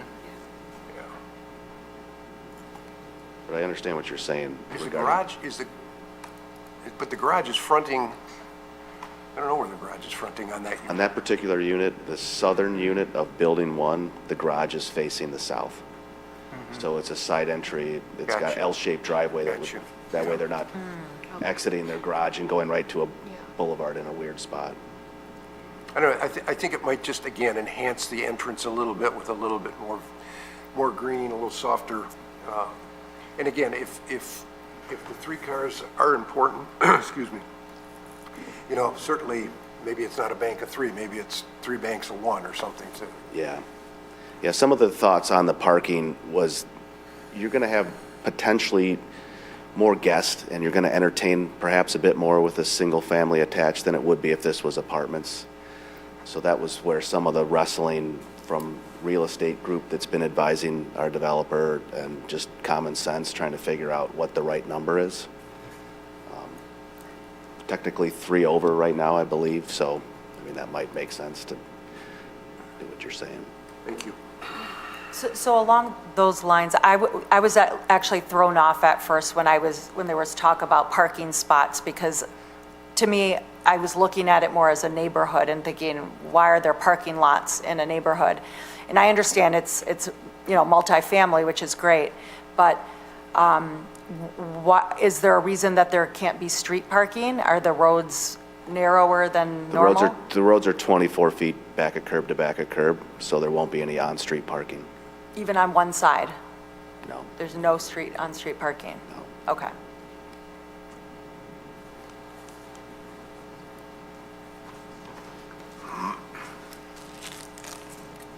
Anyone else have any questions for the applicant? Because I'd like to invite, do a public comment portion, and then if we have additional questions, we can always ask them back up. Okay, thank you very much. Thank you. We're not making a decision on this tonight. It's not a public hearing, but I do understand that there might be people here tonight who'd like to speak on this project, so now would be a great time to come on up and just please sign in, state your name for our benefit, and you'll be limited to 3 minutes. Mr. Savadant's going to run the timer here for us. Sure.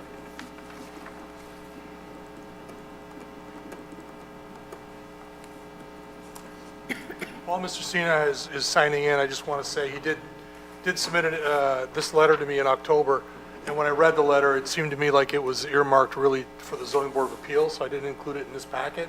However, it's been submitted for the record to this board. Yep. And moving forward, when it does come before the Planning Commission next time, it will be included.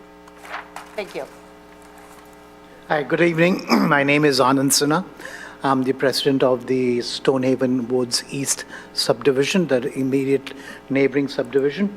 So instead of objecting, I'm here and with my colleagues, neighbors, to support the choice group for presenting a plan that meets our requirement, as it is, it aligns with the character of our development.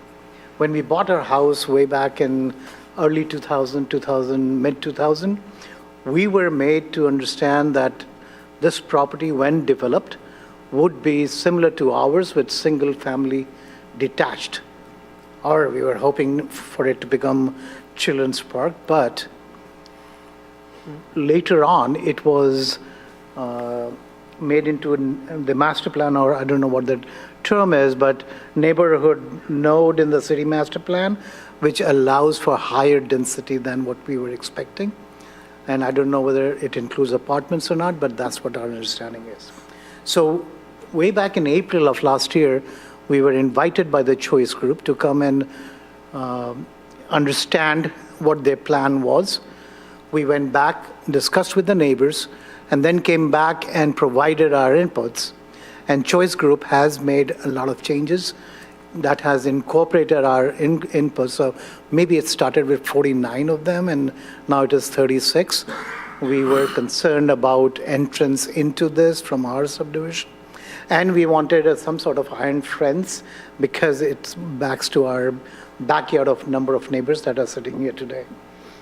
So for that reason, we are here to support the plan they have submitted, and we'd like your consideration and zoning board's consideration for the 3 feet deviation that they're looking for, because without that, our understanding is either the roof will become flat or it'll be a smaller home that impacts or potentially impacts the property price of our homes.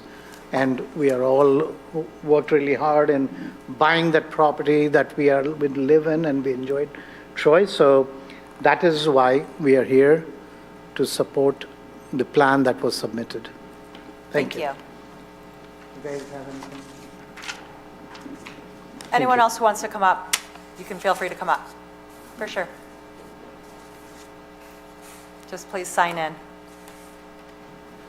Hello, my name is Zheng Feng Liu, and the top line of the site plan is actually the borderline, I mean property line of several the owners here, and we just wanted to make sure that there's no foot access to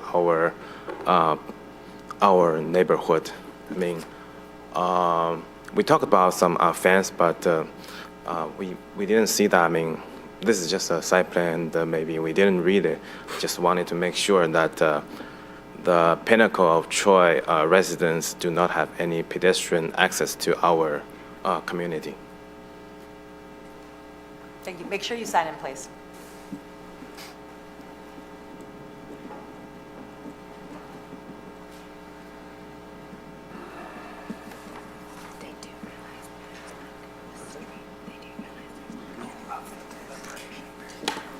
Thank you. No, I know. I know.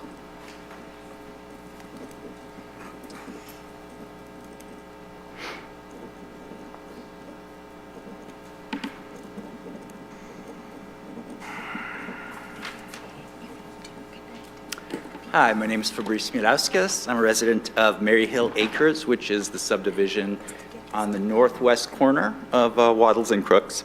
And I want to say my strong support for this proposed development. We see that the neighbors in Stonehaven are supportive of the development. I believe also this meets sort of the goals of the master plan and addressing some of the comments made by some of the commissioners. We're looking for more density in Troy. This creates a sort of smaller footprint residences in this neighborhood node with access to the excellent schools of Bemis Elementary and Bullen Park Middle School, separate from single-family detached properties. This provides another option for those families, likely more affordable, although in an upscale sort of style of home. And this is what we need to provide access to our schools and to this neighborhood to folks who have those types of budget affordabilities. To a comment, I think, on the amenities, I think many people will be moving here for the schools.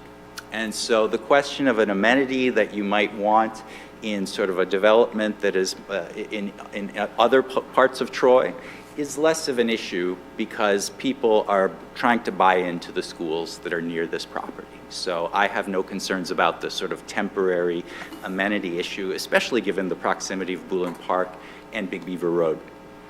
The other point I wanted to just make was that the traffic concerns and the sort of circulation that many have brought up, again, to me is less of an issue given that we would like to build some density, some walkability into this area of Troy and sort of allowing more units, less sort of road space is all in the goal of that. So that's all. Thanks.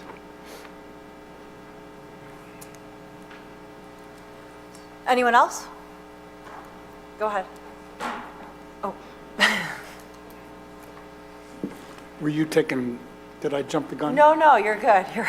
Everyone will get a turn.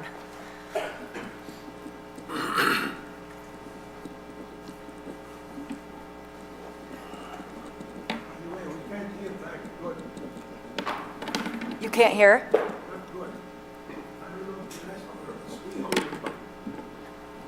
Can you hear us and you just can't hear the, Okay.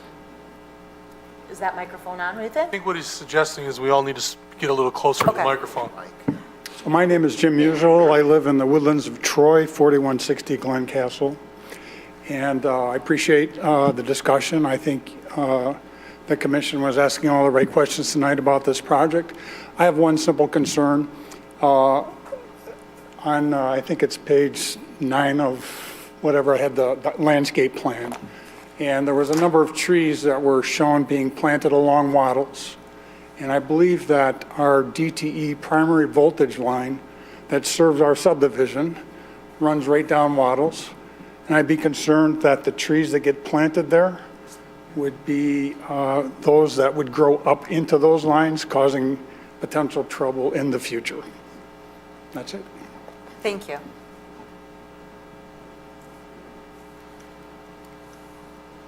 Come on up. Good evening. Sorry, my voice is kind of... I want to thank you so much for serving on the Planning Commission and helping the right to growth in our great city.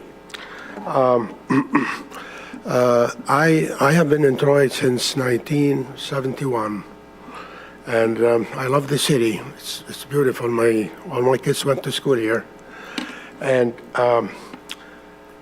the first subdivision I did in Troy was Woodlands of Troy. And I think that many of you would think that this is a very nice subdivision. We did that one, I believe, in what year ago? That was in 1980, about 40 years ago. After that, we did Heatherwood Estates. I don't know, I think you probably know about that. We did Adams Point. Adams Point wasn't really a nice location in Troy until we got hold of it, and we built a first-class subdivision there. And obviously Stonehaven, we are very proud of Stonehaven. You know, the entrance there, it's Selma Drive, and that's my mother's name, so I want to assure you that whatever we do, we will do it right, and we will do it good. We're not going to go and shortchange or cut and this kind of thing, especially in this particular one. Again, we enjoyed very much working with our neighbors, and by the way, I want to thank both of you, Brent and Ben, for encouraging us a lot to start talking to our neighbors right away, because I know what happened on the other side, on the northwest side, and we didn't want it to happen, you know, again here. So we will assure you, you will have a first-class project, residential community there that you'll be very proud of. I won't do it less than that. That's it.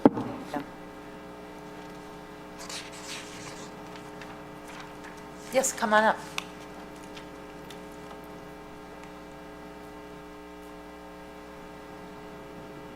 Please just make sure you sign in.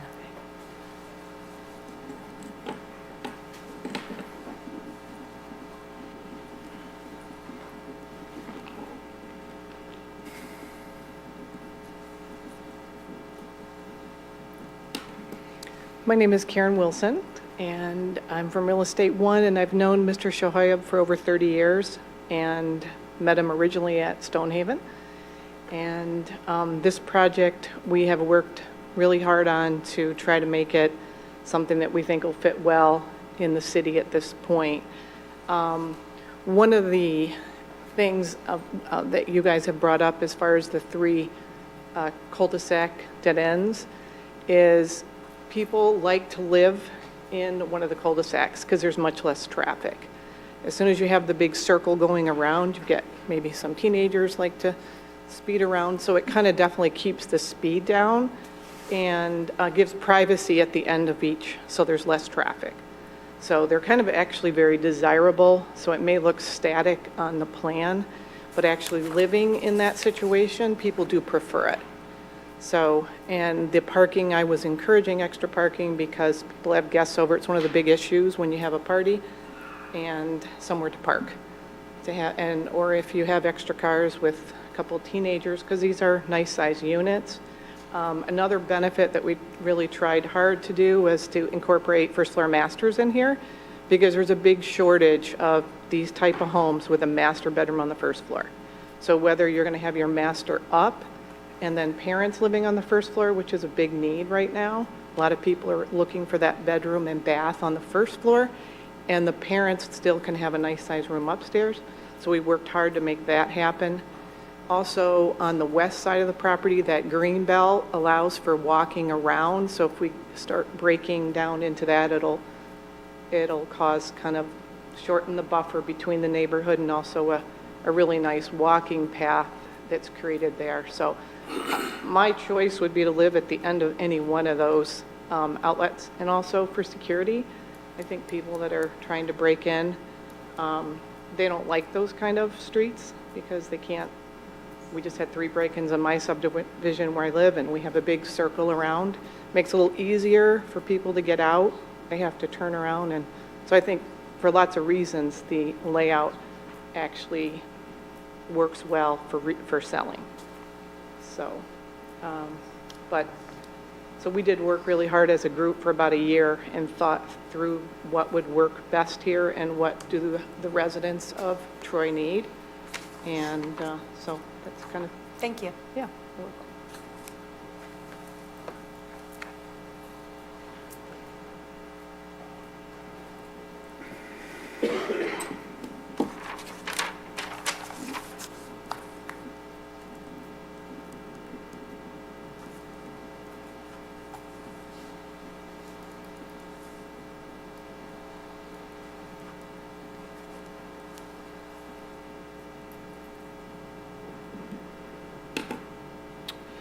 Good evening.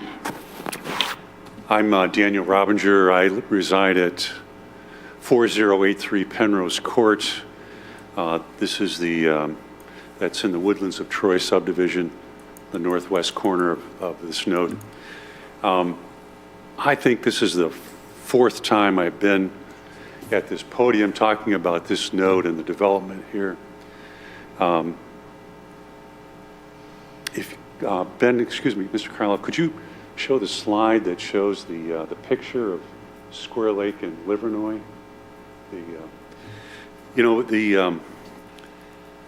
We've discussed, and then the context of my points are in the whole node. I mean, we're talking about this specific corner here, but we're revisiting a lot of the same issues that we've talked about for 2 years, at least, more than 2 years.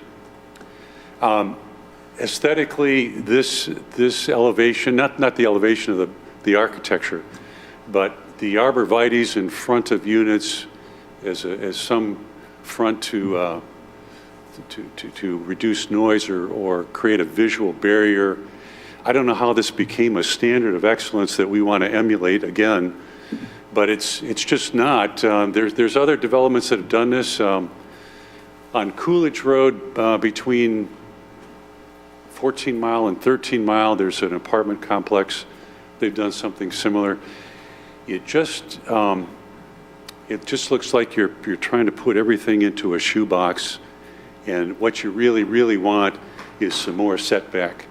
And previously, we've had some great presentations here and talked about other examples, and the development at Waddles and John R., and forgive me, I don't recall the name of that development, but everybody, I think a lot of people would rally around a development that looked like that from the street. It's got a bermed green belt that's probably 30 or 40 feet wide. I don't know what the setback is from the road to the front doors, but it's probably a little bit more. But it gets back to the real root of it is we're trying to put 36 units onto 5 acres, and, well, it doesn't fit. The traffic pattern isn't right. It isn't walkable. There's not enough green space, and because we're putting 36 units into 5 acres, and what it really needs to be, I'm suggesting, is more like 24 units, and make it a circle route. Put more green belt between on the Waddle side and on the Crook side.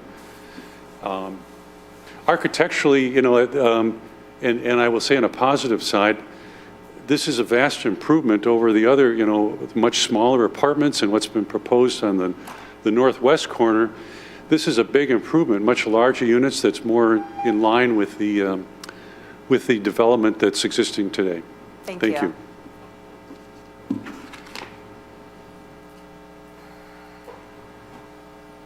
Is there anyone else who would like to speak on this? All right, seeing no one, we'll bring it back. We're not discussing though, so does anyone have any other feedback or maybe questions for the applicant? Yes, Mr. Buechner. And maybe for Brenner, Ben, the green space, what percent are they and what percent are they supposed to be? They're required to be 15%. I don't know. I think they're over 15%. I didn't identify that as an issue in terms of the percentage. I don't have the number in front of me right now, but they are required 15% open space. Thank you. Can I? Yes, go ahead. So I'll follow up on a point that was raised by Ms. Holly is this, you asked the question about the setback issues. Apologize for that. The setback issues from where the arborvitae are to the building. It's 15 feet in this example. It's 14 to 16 feet in the example that is in front of us. So very comparable. From the edge of the road to the arborvitae here is 34 feet, and I think the engineer indicated that it was 30 feet. So again, comparable to what's being proposed in front of you is for the Haldane project.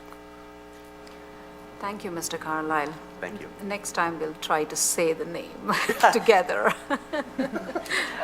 Who's responsible for the sidewalk at that area? Is it the city? It's in the city right of way, so it's the city's responsible for that sidewalk, yes. The sidewalk that's in front of, the city is responsible for the sidewalk that's between the arborvitae and the road. The internal sidewalks from arborvitae into the. Right, of course. That's responsible of the. I guess what I HOA. mean is I think that right now, if memory serves me, that the sidewalks right on Crooks Road, there might be a very narrow patch. I know that the city has been trying to improve our sidewalk system and put a much larger buffer with the sidewalk closer or farther from the road. Is that in the plans? Well, you can answer the future, but I can tell you from scaling it off, this is actually, that's 30 feet from that distance there. What's 30 feet? The sidewalk? This example is 34 feet from the edge of the road, where the edge of that pavement is, to the sidewalk is 34 feet. Wow. Here. Yes, and I just scaled it off in the aerial photography, it's 34 feet. So I guess the question is, for Crooks, for this location, I mean, right now, we've got driveways, we have, I mean, that area is going to be improved. I mean, the driveways have to be removed. Yeah, I think Mr. Hauser indicated it's 30 feet from the edge of the sidewalk to where the arborvitae are being proposed, and I don't think there's any future plans to widen Waddles or Crooks at this location, so it would be 30 feet.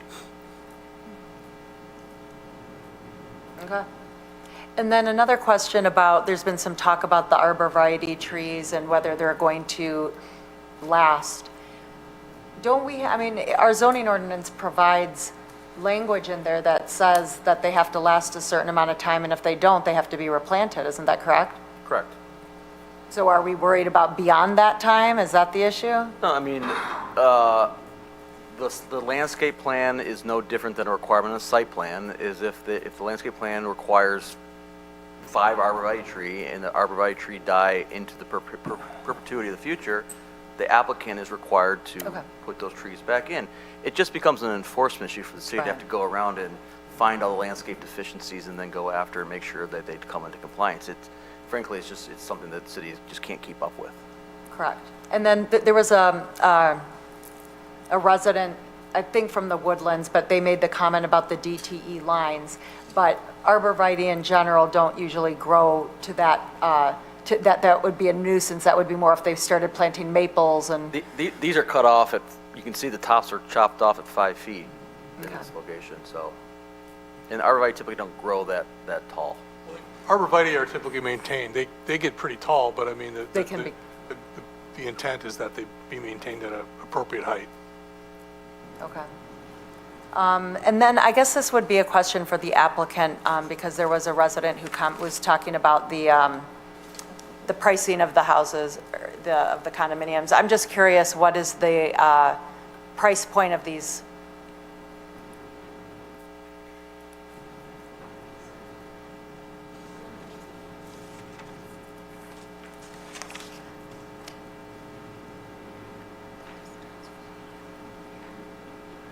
I had to consult with the realtor. Yeah. 750,000 to $1 million. They're 2,600 square feet to 3,200 square feet. So they're good size. Well appointed. High ceilings. So what is the price that he said? 750 to $1 million. I'm just really quickly looking at my notes to see if there was anything else I wanted to mention. I did, I heard, I think Ms. Wilson was your name, about the desire for those dead-end streets. I'm not sure about it. I still think I feel like a loop is from a circulation standpoint, is better. You know, we heard from some residents who, you know, don't want people, pedestrian traffic walking through. I mean, one of the goals is to connect Troy with sidewalks. I'm not saying that they have to build sidewalks into Stonehaven by any means, but I we're not building like a closed place either. I mean, this is a neighborhood just like any other that's open to the public, I would think, and it's just, yeah, it's on the node, so. Mr. Buechner? You're asking for our opinion. One of the first things I go to is what my fellow citizens think. I've lived here for a long time as well. I've heard a lot of positive. I've heard a lot of constructive. I've heard some people with some details that I think we can do better, and I agree with that. I think we can. I like the look of this. One of the things I try to look at is what else could go here. It could be a lot worse. I've lived in Troy for almost 30 years. I live right next to a cul-de-sac. I love that. My neighbors love that. I love connectivity as well. I get what Ms. Parakis is saying. I like where this is going. I think it's a good-looking subdivision. Thanks. I guess my thought on the cul-de-sac thing is, though, to me, when I think of a cul-de-sac, I think of a circle with houses around. I don't think of a dead end as a cul-de-sac or being desirable living next to a dead end sign. A couple other things too is we want to make sure that the landscaping at the west, along the west border, into Stonehaven is sufficient so there aren't headlights, whether we turn it into a circle or just dead ends. Either way, we got to make sure that it's landscaped well for the headlight reason. And then I don't know why I wrote this down, but I was wondering whether the patios on Crooks and Waddles were encroaching the setback. I don't know what made me write that. Maybe I just visually was looking. Is there an issue there? They go into the 10-foot build-to line, but they are allowed to because they're at grade. So there's no setback issue. However, they are closer than 10 feet to the front property lines. And you're saying at grade, meaning they couldn't put a wooden porch or anything? It's got to be a patio style? At grade patio. Okay. And then, we didn't discuss traffic. The traffic report was actually 100 pages long, not 50. I did glance at a few pages, and I guess just a comment for the Planning Commission is this node has been built up recently, and the traffic conditions are currently at an E and F, which are considered unacceptable. Progression is unfavorable, cycle failures are frequent for E, and then for F, progression is very poor. Most cycles fail to clear the queue, and that is what it is currently during peak hours, both morning and evening. So I guess the question part of it for me is, we ask for the traffic studies, they bring them to us, we see this, and what are we really doing with that information? Because developers can still develop, and they have a right to develop, and it's going to impact our traffic. So the way I'm going to look at it is, or the way I am looking at it is, what else could go there in that area? And from that perspective, I think it's a rather than having many entrances with many different businesses, which we see across the road, which is not ideal by any means, I prefer having one entrance, and it's positioned as south as, it could go away from the intersection, which is favorable. Those are just my comments on traffic. Mr. Savedant? If the chair would like, I could invite our traffic consultant to attend the next meeting where this will be deliberated. I didn't think it was going to bring as much value to this meeting because we're not taking any action. But perhaps after the ZBA, if it comes back or when it comes back, we can have OHM in attendance to answer any questions related to traffic. Thank you. And I circled it and I forgot to say it. That was the last thing I was going to say. OHM did cite 3 issues with the traffic study on page 164 of our packet. And so I would like those to be addressed when you come back. Yes, Ms. Malala Holly? Just a few comments, and yes, traffic consultant is something that I was also moving toward requesting they come, considering that we've had numerous discussions about this particular intersection. The second comment that I would like to make, I know Mr. Carlisle gave us 30 feet from, on the Livernois and Square Lake property. I would like to still get an understanding of, looking at the Google map pictures here, I'm right at Livernois and Haldane, and it doesn't seem like that is 30 feet. I would like to see the developer bring us some renderings. And I'm not a big fan of the arborvitae sitting that way on this particular property, Livernois and Square Lake, to be emulated someplace else too. But if there is no other way to screen and provide some sense of privacy, at the same time, maybe have that movement for people because they don't want to be seen from the sidewalk, I can understand that. But I have seen in some of these projects where upkeep and maintenance is at most important when you have this kind of a green space. So I hope the developer will look into ensuring that it is obviously maintained very well. The Square Lake and Livernois one, although we are not talking about it, sits very close to the road, so it's a little, kind of not very, I'm not very comfortable with the distance from the road. And Crooks, people do travel very fast on Crooks. I'm a little concerned about the distance. So I would like to see a good understanding from the curb, from the road to the entrance of the house, and from the road to the arborvitae line or lane or row that is being proposed. I would like to see some distances that is brought to us next time, with, of course, those renderings that will really help us make the decision.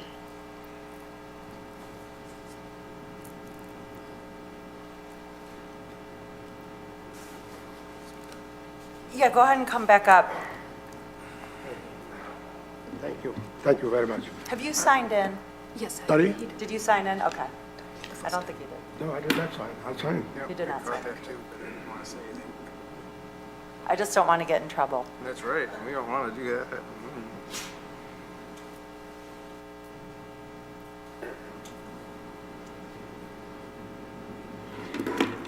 You know, about a year ago, we were faced what to do with this property, okay? We were allowed, maybe, or at least the paperwork say we could have put apartments, 140 units, okay?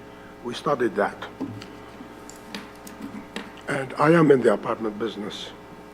And believe me, that would have been more profitable for us than doing this. But I know the traffic is bad at Wattles and Crooks. See, we come every day. We live on the west side, so we come to our office there. My son and my grandsons, they pass there. We care about it. We care about our neighbors because, you know, we built their homes 50, 25 years ago. So we made a compromise. And that's why we did not do the other things. So please keep that in mind. Would you please?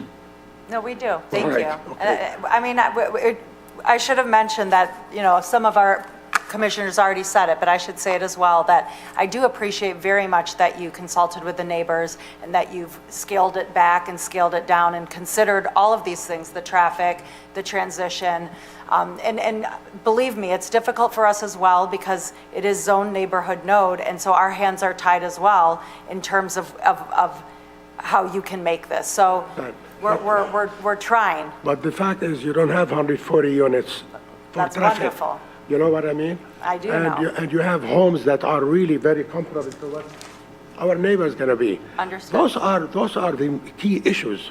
Understood. That we really try to strategically how to do it, and that's why I feel very proud of what we came up with. Yep. And by the way, our architect came, Paul, and just to mention that he's here. He did a good job also, and again, we look forward. We're going to do a beautiful project here. You'll Thank be you. very proud of. Yeah.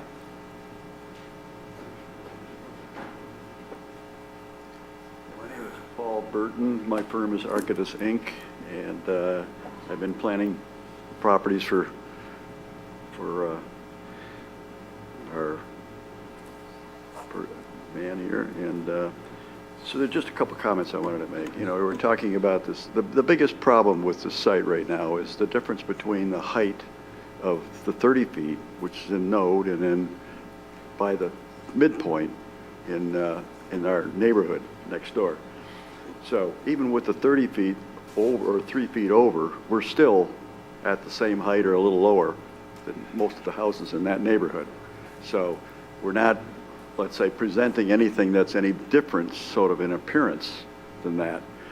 But without it, the big problem is because of the sizes of the houses that they have over there, in order for us to be able to try to produce that much area and square footage, that space in there creates room in that upper area. So we can get about 800, 900 square feet up there in that. Whereas when that 3 feet comes off, there's suddenly hardly any space at all left to even make it worthwhile. So, you know, you can only go so deep, so wide, and so high, and we are pushing the 3-foot limit, but that is the reason we're doing that, just so you understand that we're just not, let's say, trying to throw out 3-foot additional height. The height has a purpose, so that's why we're doing it. I should sign in? Yes, please sign in. Okay, sure. I'm trying to police that Yeah. as well. Okay, thank you. Okay. I thought we closed public comment. Yeah, okay, I thought we were deliberating as a planning commission. thank you. I'm having a hard time knowing who's the applicant, though, because he's brought in his architect and then the developer. I mean, they're technically, they're not really public comment, right? The applicant listed on the application is Mr. Hauser and Mr. Donnellan. All Mr. right. Hauser's the engineer. We've heard good things from a lot of people. I think we're heading Okay. in the right direction. I think they've had good feedback from us as well. All right, so does anyone else from the commission have anything to say in terms of giving feedback or questions from the applicant? All right, then I think that completes this discussion. And we will move on. Find my, Okay, so we are on to item 7, which is Planning Commission Annual Report for 2024. And I think Mr. Savidan's going to present it to us? Yeah, let me, Or, I mean, you submitted it, are you just wanting us to vote on it? yeah, I wasn't going to present. There's a couple planning commissioners who go over, well, I know we're a very prepared planning commission. Everyone is prepared, everyone reads. Shout out to Mr. Lambert, who gets out his red pen and goes over with a fine-tooth comb. And apparently, I know this is a shock to everybody, there's a typographical error in there. It says public heating instead of public hearing. That'll be changed, and You can't speak anymore. We're cut off. No more, Mr. Savidan. And Chair Parakis indicated, had a great suggestion, that we should add the names of the subcommittee members on the first page. Open to other suggestions. As the memo indicated, this is required by law, that we prepare an annual report to explain to the public what the Planning Commission did all year, another busy year. And not a lot of communities do this, although it is required by law, and we've been doing it for well over a decade. If anyone's interested in looking back at previous years, they're online, so you can look at all the things we've accomplished over the years. Yeah, it's kind of impressive when you take a look at everything we've done, right? We granted a lot of stuff. Yep, Mr. Lambert. First, 2 other corrections, and that is, and I sent it in the email, he just didn't mention it. Oh, It right. actually needs to be updated who the chair and vice chair were the past year, so it still has me as chair, and I was yeah. retired a year ago, so. I did not even notice that. Yeah. And then secondly, commendation to Mr. Savidan and his staff, even though it's required by law, when I heard him chairing a planning commission meeting up in Independence Township, he said not every community does this, so thank you for doing that and for summarizing what we did over the past year, so appreciate that. Do we need to vote on this? No, okay. All right. So we are moving on to public comment for items on the agenda. I think we're going to move on. And we're at Planning Commission comment. We're going to start with Mr. Buechner. I was just curious if we have any update about the Kmart headquarters for old property. There's a public hearing that we've committed to, Planning Commission public hearing, March 11th. What we intend to do, we're going to provide some minor revision suggestions to the document, to the applicant in the next couple days. And our goal is, because it is a significant project, is to get it to the Planning Commission before the agenda goes out, so you can have time to look at it and digest it. So March 11th is the Planning Commission public hearing. Thank you. Is it like hundreds of pages? Nope. Oh, Nope. you just want us to digest it? It's 50 pages. But like a lot of diagrams, it's not a tough read, but we don't have to give it to you in No, give it advance to if you us. don't want. Give We it could- to us. No, I mean, you scared me a little. We've had 400-page agendas that came out on Friday, so I'm just wondering what this was going to be. No, we're good. Okay. I don't think it's necessarily the amount, it's just the impact. Yeah. You know, just to have enough time to digest everything that's there, not in terms of volume, or pages, but Okay. information and content. And a lot of the PUDs that we've been involved in, there's been 2, 3, 4 meetings before the public hearing. So this one is, we've had one introductory meeting in September. It's been a while, and we're going to be here in March, so just look for it. So the sign's already up around there, or will be? Yeah, it will be. Okay. Yep. All right. Mr. Hudson? Yes. Last week after dinner, my wife says to me, "What's with the rezoning on Livernois and Square Lake?" I said, "What are you talking about?" She says, "There's a notice here in the newspaper." She says, "You're in the Planning Commission. How come you didn't know?" So I said, "That's a good point. And I want to propose a resolution.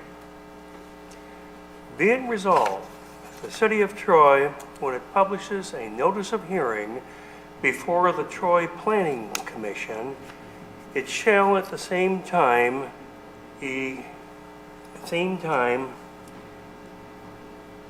electronically send the same notice to each planning commissioner."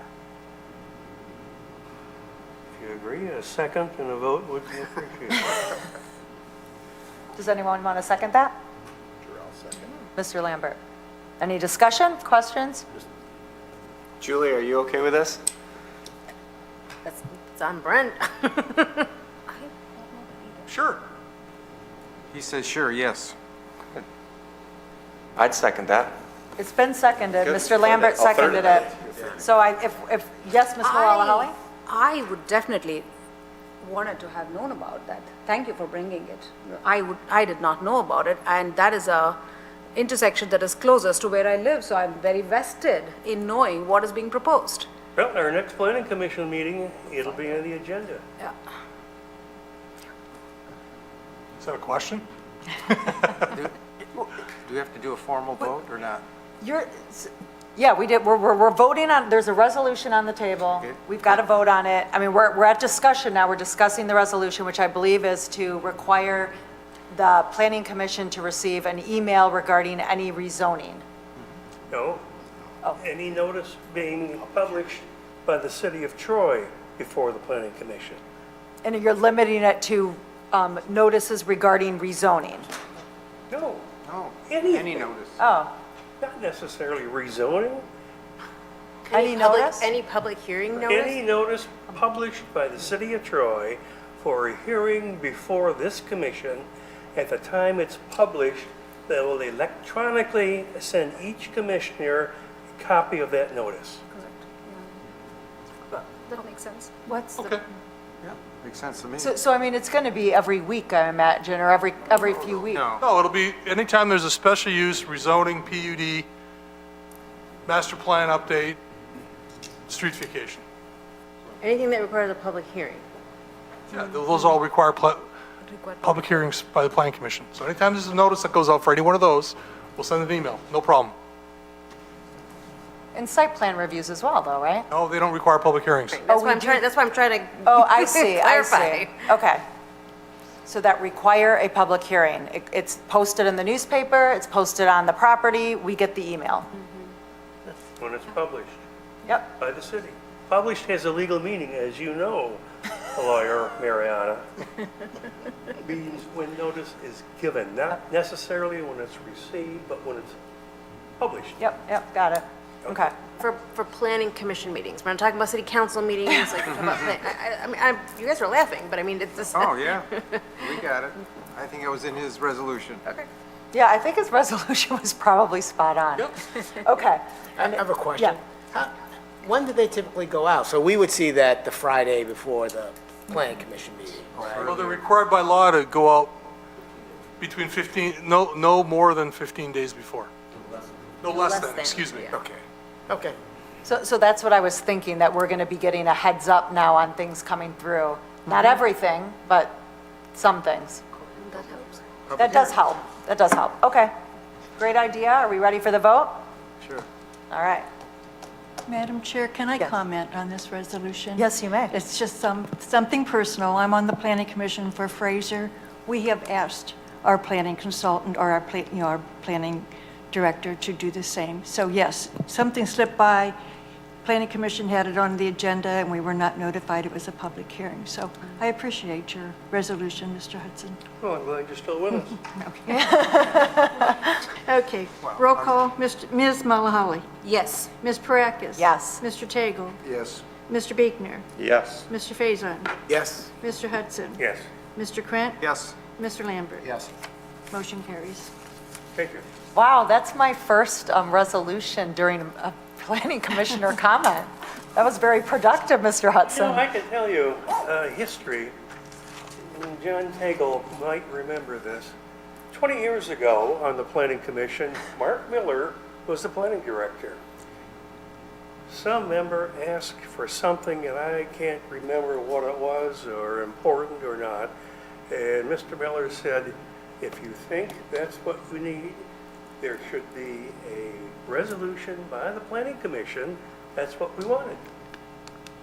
The guy didn't do anything, but Mark Miller laid down the law. Yeah, sounds good. Thank you. Mr. Faison? Oh, nothing for me. No resolution? How do we No, follow yes, no, that? absolutely not. Hard act to follow. Yeah. All right, Mr. Lambert? I move, no, no, congratulations, Mr. Biegner, on, we gave you a tough time, so we didn't show any partiality, but congratulations. Thank you, David. Thank you. Thank you, guys. Nothing from me, but a great project, Toby. Thank you. I'm so looking forward to that. Thank you. Congratulations on your project. Thanks. Yeah, it's an exciting project. Thanks for bringing it to the city and all the families, importantly. That said, I have another planners gathering. What else is new, huh? This one is on February 20th from 10 to 11 a.m. The link is on the Oakland County Planning website.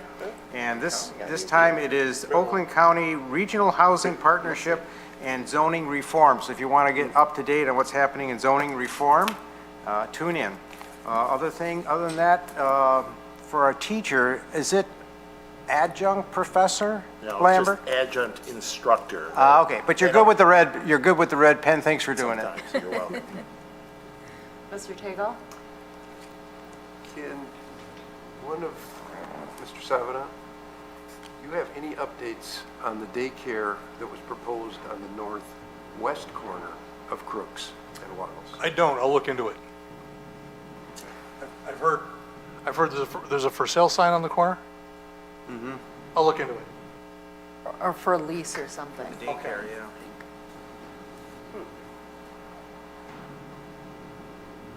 Ms. Dufresne, do you have anything? I'm all set, no. I thought he was looking into it right now. Oh, okay. Well, The notice that went out that Mr. Hudson's referring to, the name of the application is Village of Hastings, which is the same name as the PUD that was submitted and denied by City Council for 35 units, I believe, going off memory. The applicant has resubmitted an application for a conditional rezoning that instead of, I'm going to get my numbers wrong, instead of 35 units, it would be 25 units. not rezoning the 3 houses on the street, leaving those alone, leaving those zoned as single-family residential, having a similar layout internally with fewer units than was sought for the PUD application. Would that mean that he's not pursuing his townhomes along Square Lake? Yes. That means A that condition he's of not. approval would be, he would drop that project if he was permitted, if he was approved for the rezoning, yes. Interesting. So. What is the rezoning? What is the? To RT, I believe. Yeah. To Mr. Hudson's resolution. So I've been here almost 23 years, and I never thought to send the emails of the notices to the Planning Commission. I just never thought of it. Like and then when you made the resolution, it's like this light bulb went off in my head. Like, why don't we do that? So great suggestion. It's free. It's going to take an extra 2 minutes of our time. The trick here is reminding Jackie to do it, but we're glad to do it. We're glad to do it. Like, Well, it's interesting because it dawned on me when I got, and I'm sure David got one too, that when we were reappointed, Mr. Tagle, it came by email instead of the old traditional letter in the mailbox. I said, geez, maybe we can work on that one. And your wife helped with that too, didn't she? Yes. Good answer, in case she's watching. Yes, Mr. Savada? One more thing, on Saturday, I attended the Student Michigan Association of Planning Conference, annual conference at Wayne State, and I was invited to participate in a roundtable discussion where there was 2 planners at every table. There was 12 tables roughly, and planning students would come and sit down for 10 minutes, and they'd ring a bell, then they'd go to another table, and you get a new round of students asking questions and engaging. It was a lot of fun. It was very rewarding, and the future of planning is looking very bright in Michigan because I met some very, very bright students. Very cool. Trick is to maintain them. So we have the brain drain. Keep them in Troy. Bring them to Troy.